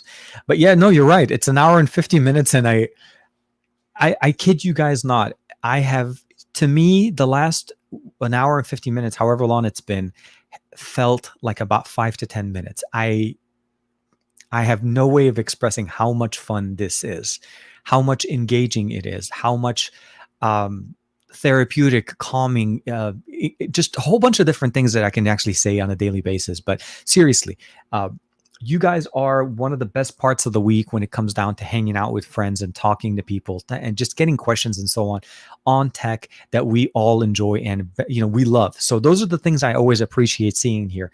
And of course, having all the new the new followers, or actually even people that are checking us out here on Twitch. Thank you very much for checking us out and listening. I appreciate it. And then again, thank you. Hope you're having a good day. Hope you're having a great weekend.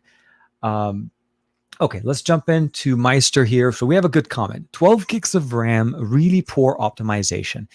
Now, I'm not 100% sure, Meister, on which phone we're talking about, but I think if you're commenting on what I said before, which is the OnePlus 8T, I think the optimizations are actually realistically, it depends, right, on what you're looking for. Oxygen OS 11 is getting a lot better from the sense of the optimizations that they're doing. They're changing the way the operating system is working right now. Android 11 brought in a whole bunch of new things going with it. 12 gigs of RAM will always benefit the device when it comes down just to sheer performance and benchmarks, right? So if like I said, I always say this, if you're using your phone just to generally browse the internet, take pictures, respond to emails, messages, social media, all the general usage, 12 gigs of RAM is overkill. There's no question that that's just too much RAM. The real reason why RAM becomes more functional is A, locking applications in RAM, allowing things to stay running in the background and not allowing the system to kill them. Make sure that basically when you're running like any kind of video editing, let's say you take a whole bunch of pictures, a whole bunch of videos from a trip, and you want to put them together and combine them into a video, and you're doing all of that on the phone. That's where the 12 gigs of RAM will become more functional for you, and where the processing power helps. Optimizations, that could be a case that be said about a lot of different companies. Samsung, OnePlus, all the other companies, they're working on optimizing their systems. But that's the reason why we have third-party like ROMs and so on, if you want to go a little bit more into the development side. But I think OnePlus is definitely doing a lot better than what they used to do in the past. And I think we just need to keep working, and hopefully we'll get into a better situation there. Vinesh, check your super chats. So for reference for me, guys, super chats on my side come up in chronological order. So as I'm going down on the comments, I will get to whenever the super chats show up. They don't generally jump in front of me the way they do on YouTube, and I do apologize for that. Let me see here. Where am I? I think we saw that. Yes. No worries. I think Aditya is jumping. Edward wants to say Sabaho, ahlan wa sahlan. Sabaho. Okay. Daniel, which one are you liking more, the OnePlus 8T or the Pixel 5? I kind of like both. It's hard to sell. It's a hard win between both. They both offer very slightly different experiences, like when it comes down to what they're giving us. I'm not going to deny this, and you guys have probably heard this from me before. I like the form factor. I like the form size that the Pixel 5 does. I'm more of a so I'm more of the XL size phone whenever there's an option. That's why if I'm going to an iPhone, I'll go with the 11 Pro Max. Not that the Pro is not an issue, but I'll always go there. When I went for the S20, I went for the S20 Ultra, not because of the fact that the Ultra had the 108, but it also had the biggest battery, the biggest display. So I generally do tend to navigate closer to slightly bigger phones, and mostly because just the functionality and content consumption on a bigger display always is better. So I would say both. I don't really have a way of saying one is definitely better. They both have things that they do great, and that's the best way to look at it. And the thing for me, just for reference, I carry two phones with me all the time. There's a work phone and a personal phone. So I have the ability of basically saying I can actually rock both of those without having a problem, without skipping a beat. Right now, though, my second SIM is sitting here with the Microsoft Surface Duo as I'm trying to set up some content for next week. I'm sure Juan Carlos and I are going to start wrapping up our challenge that we're going there. What do you think is more important, OLED screens or higher refresh rates for more hertz?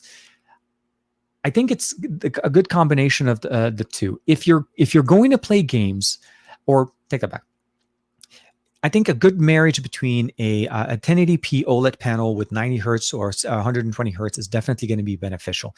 If we're able to get a QHD resolution with a 120, I think it's still really good. I think the 144 is for me more of an overkill, because at the end of the day, it's hard to tell the benefit between 120 and 144. I have a harder time telling them when I'm playing them on monitors on PCs. Like that's the one on the top is a 144 hertz. The one on the bottom is 240. There's a big difference in the resolution and the refresh rate on both, but you have the landscape to understand and see the difference. You have to be able to see a pixel in a big enough of a display to notice if the refresh rate is benefiting it. If the display is small, I think lower refresh rate, like closer to 90, may still be beneficial. But I'd love to be able to see both an OLED panel, mostly because of the power savings and the deeper colors as far as we get there, because it turns off the pixels, and a higher refresh rate because those tend to be better panels to start with. Although they also tend to be plagued with some issues as well. That's the other problem we see a lot. Livash is from Romania. He says, hi here from Romania. Should I go with the OnePlus 8 or the OnePlus 8T? I'll step back. If you don't mind the curved edges, meaning the OnePlus 8 has, for the most part, very similar specifications to the OnePlus 8T. And I'm talking about basically on the sides of the display, there is curved edges on both sides for the OnePlus 8. The OnePlus 8T does not. If you prefer a flat display, the 8T is the straight answer. It has a faster charging speed. They both roughly are pretty close as far as specifications, since they technically both run the 865, similar RAM and similar storage speed. So you can't go wrong, but I would say pick one if you have a preference. Do you prefer a flat display or a curved edge? and that'll help you. The 8T is the flat display one. The Aditya, the OEM Aditya. I made a question. Oh, sorry. I made one question in 3 messages. Oh, okay. Let's see here. If I'm not mistaken, let me double check. Oh, sorry. Sabaho. Steve DeRoche is back in the comments. Bonjour, mon ami. Bonjour. Please consume liquids, man. I appreciate. You know what? Cheers, my friend. I know it's coffee, but cheers. I can talk for hours. I know.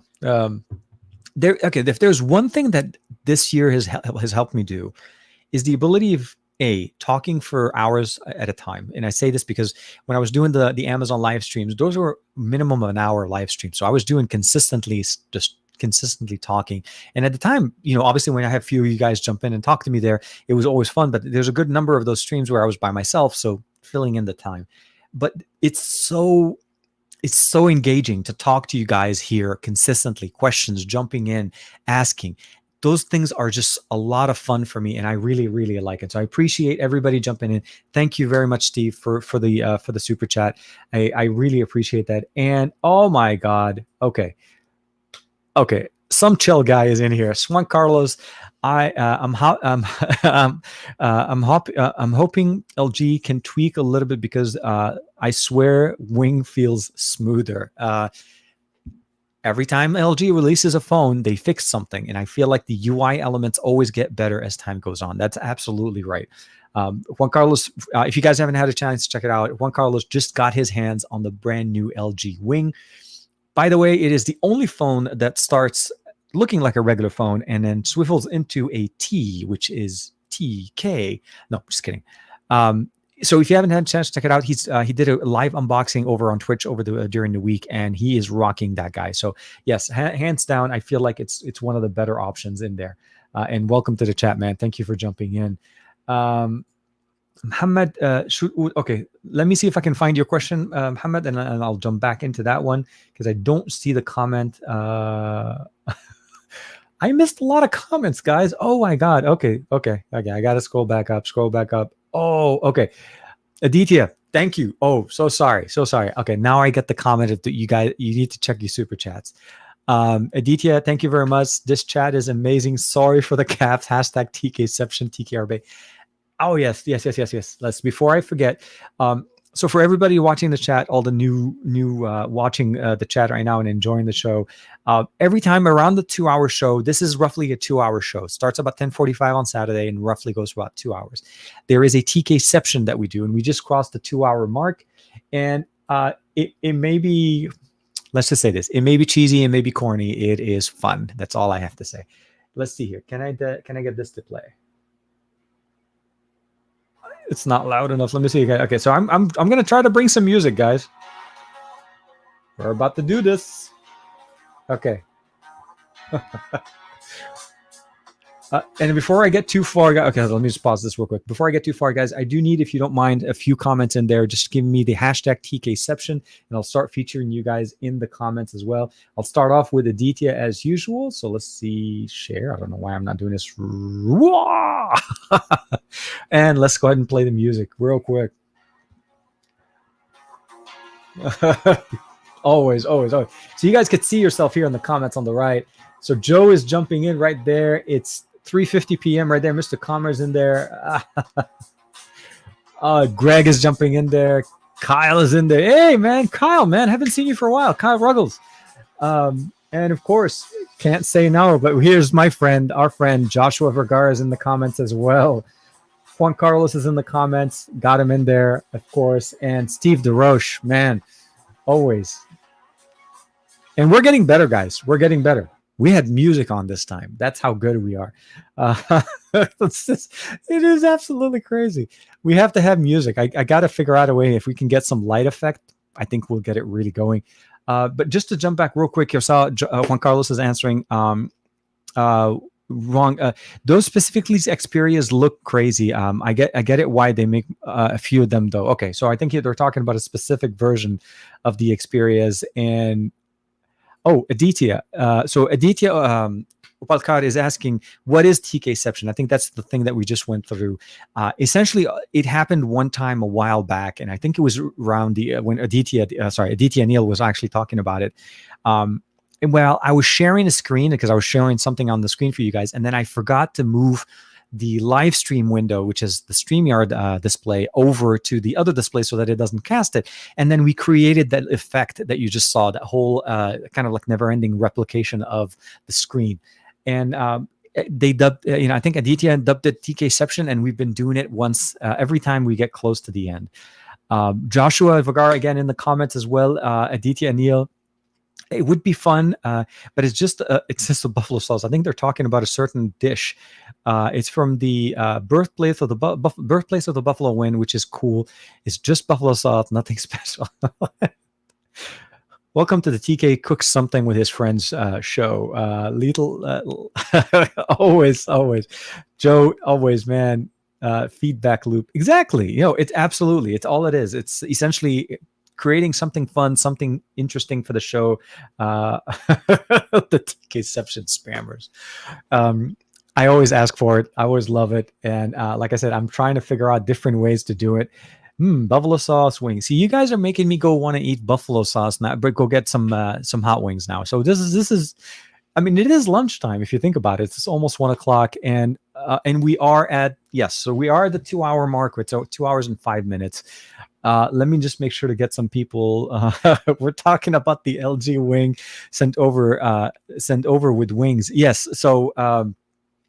So I saw. I don't know if you guys saw this, but Mr. Mole, basically Fisher put out I think was it on Instagram. Him and David Emel, they made some wings, obviously because it was the whole LG wing thing. It's a wing. I call it the T phone because it has a T. When you open it, it looks like a T, my friend, not like a wing. But yes, definitely. I'm just messing with you, Josh. Definitely. But I'm happy to see Josh and Juan Carlos in the chat. Definitely a big fan of these guys. Great guys. And make sure you guys, if you haven't checked it out, Josh has his own podcast that he does weekly with Isa Rodriguez, that they basically talk about their life, their experiences about long distance relationships and so on. Please make sure to check him out. Juan Carlos will be coming back on Monday with his normal live stream. And of course, Matt and Sam will be back tomorrow with some popcorn, if you guys want to check them out. With that being said, I do want to say first and foremost, thank you to everybody for checking out the live stream. I hope you're doing well. Thank you to Aditya, Greg, Juan, and Josh, because I always mess up their names. And of course, Steve DeRoche, everybody else in the Davin Davis, Boar, of course, and everybody else that got a chance to check out here. Kyle Ruggles is in there as well. I'm trying to make sure I got everybody else. Matt Tyler jumped in a few times. Ronaldo from My Tech Reviews, of course. Everybody that jumped in here. Let me see anything else. Joe Hickey, of course, as well. The new Aditya. I don't want to see the new Aditya. Dominic Wong for jumping in as well. Oh, wow. There was a few conversations. I missed the whole. Okay. Mr. Comer, of course. Hopefully I didn't miss anybody else. I want to say I think I got everybody. I'm not sure. But with that being said, be safe. Take care of yourself. Make sure you try to say hi to somebody that you haven't talked to for some time this weekend. Even if you're just saying, hey, hope you're doing well, just send a message, send a little thing, check them out, say hi.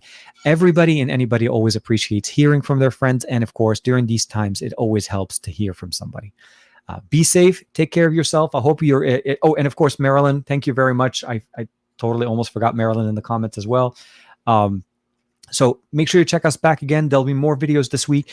My focus this week is going to be basically trying to put together a couple of content videos here, talking about the obviously the Surface Duo, and I also want to talk about some comparisons with, of course, the Z Fold 2, because that's the two folding technology phones that I have. But I'm also going to start wrapping up some of those content, and Juan Carlos and I were going to be working on kind of bringing our collaboration to a conclusion into how things are going. So. Happy Saturday. Have a great night. If you're already in Sunday, good morning. I'll see you guys next Saturday. Thank you very much for the support. Like and subscribe and share. You can find me here on YouTube as TK Bay, and of course TK Bay 8655 over on Twitch. If you guys are new here following us on Twitch, make sure you hit that follow button. Really appreciate it there. With that being said, on Instagram, Facebook, and Twitter, I'm most active on Twitter and Instagram, TKDSL 8655. Have a safe weekend. I'll see you guys next week. Bye-bye, everybody.